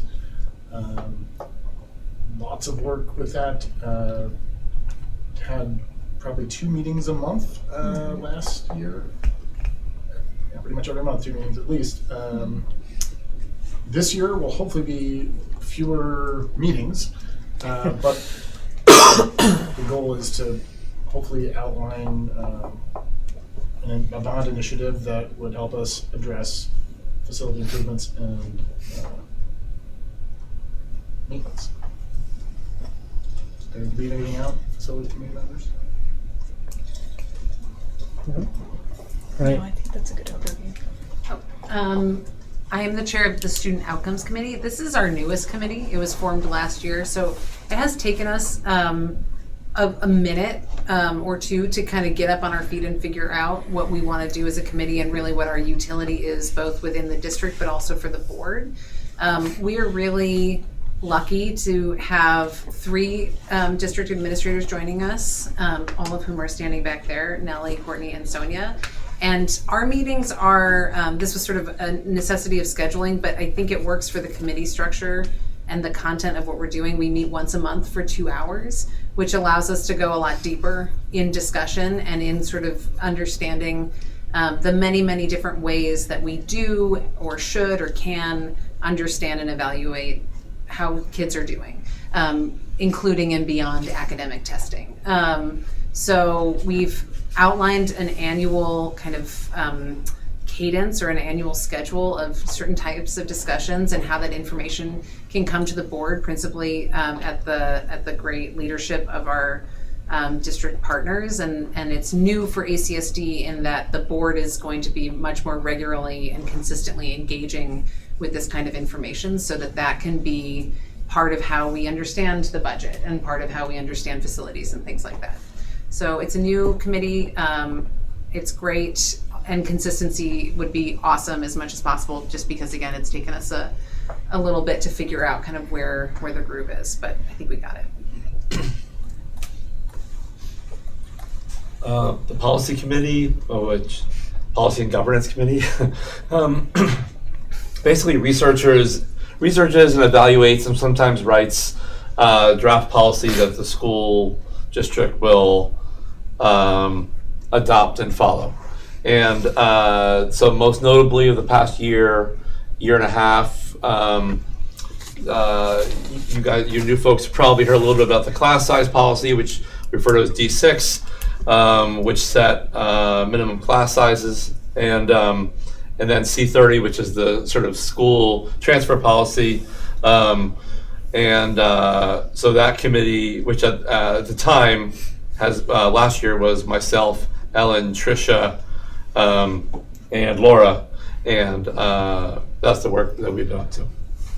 Jamie, you might want to speak to C&E too, because Tricia chaired it, but she's not here anymore. Okay, I'll just say that the C&E committee was the community engagement committee, which, as I think Jess said earlier, met with did like sort of roving satellite meetings at every elementary school so far in the district except one, and we will be doing, or whoever will be doing, and as a way of sort of being a bridge between the board and the community, hearing a little bit more directly from folks.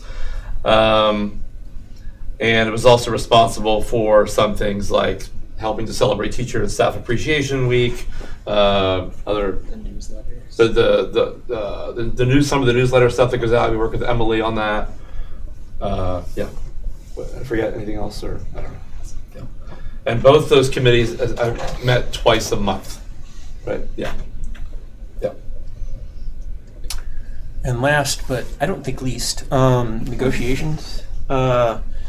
We negotiate the contracts with the support staff and the teachers, and our world revolves around 2 documents about this size, and you have to thoroughly understand them.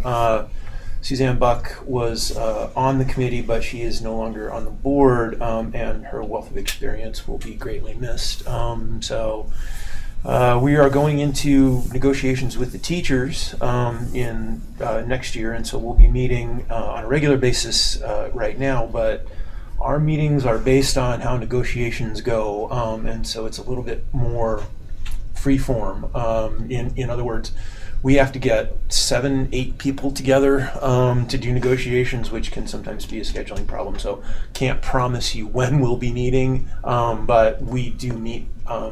I try to keep it to 2 hours when we meet, but it's a fairly meaty committee. And then once we get a contract signed, like this, our work moves on to the next set of contracts. So it's intense work for a part of the year, but it's also incredibly important because personnel costs are 85% of our costs, and those are mostly driven by these contracts. So. And each committee sets its time of meeting in the first meeting. Yeah. And appoints chairs. Yeah. All right. New board members, do you have any questions about the committee work or? So maybe give a deadline for when people need to get back. Typically, the executive committee met Mondays in between board meetings, which you guys will have to establish when you want to meet. But so you have the input before your next meeting. Does by the end of the week seem reasonable time frame for everyone?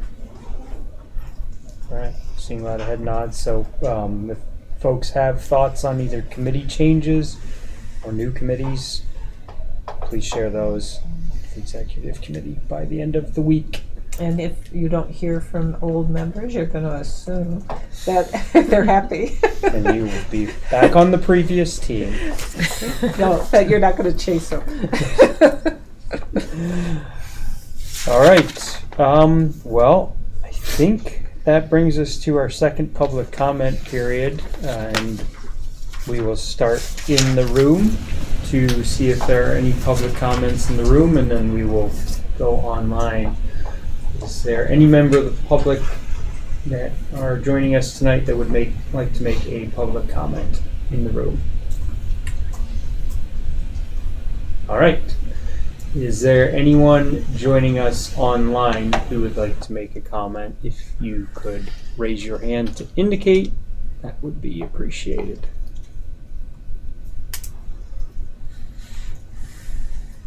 All right. Not seeing any public comments, so that brings us to board reflections. Jason. I would like to thank Steve Cash for stepping up, being board chair, and handling his first meeting with great expertise and applause. Thank you, Steve. Second that emotion. Yeah, ditto. Jess. And go for it, Jamie. You could. No, go ahead. I mean, Nava's not here. I just wanted to appreciate the information that Nava shared. I just feel like it's like a complicated, nuanced thing to bring up, especially in a big meeting like this, and just really appreciated not only her, but it sounds like some of the folks she's talking to, I don't know, perspective on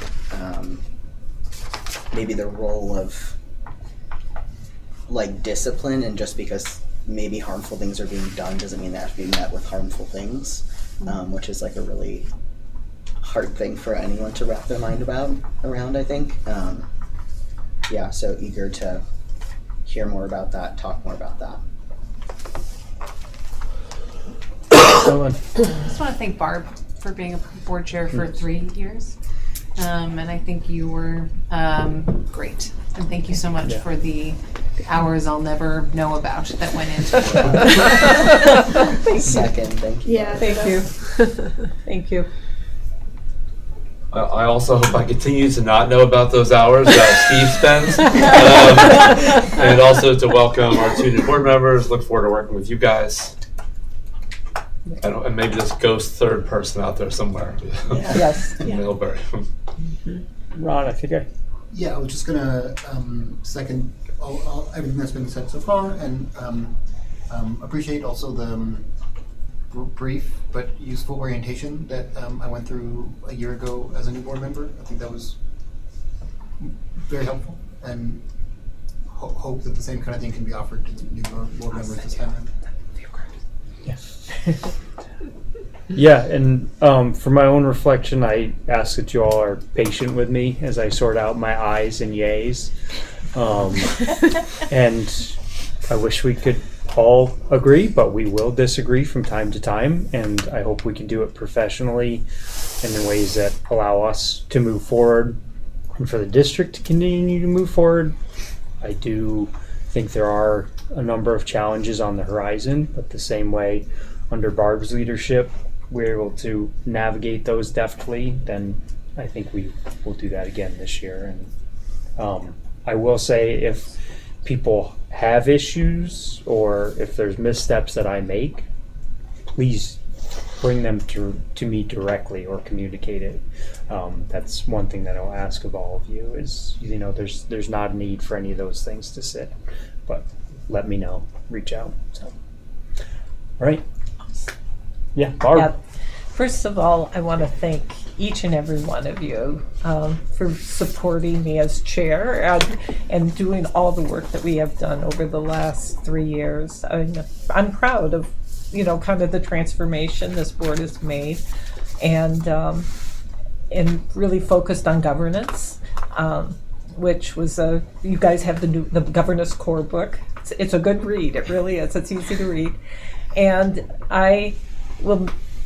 Not sure when I'll leave, but it will, hopefully sometime second half of next year, so can go see the grandbaby and be there. And but I will be here to support the board in any way that I can. So please never hesitate to reach out at all, and I'm there to support you in any way. But thanks. All right.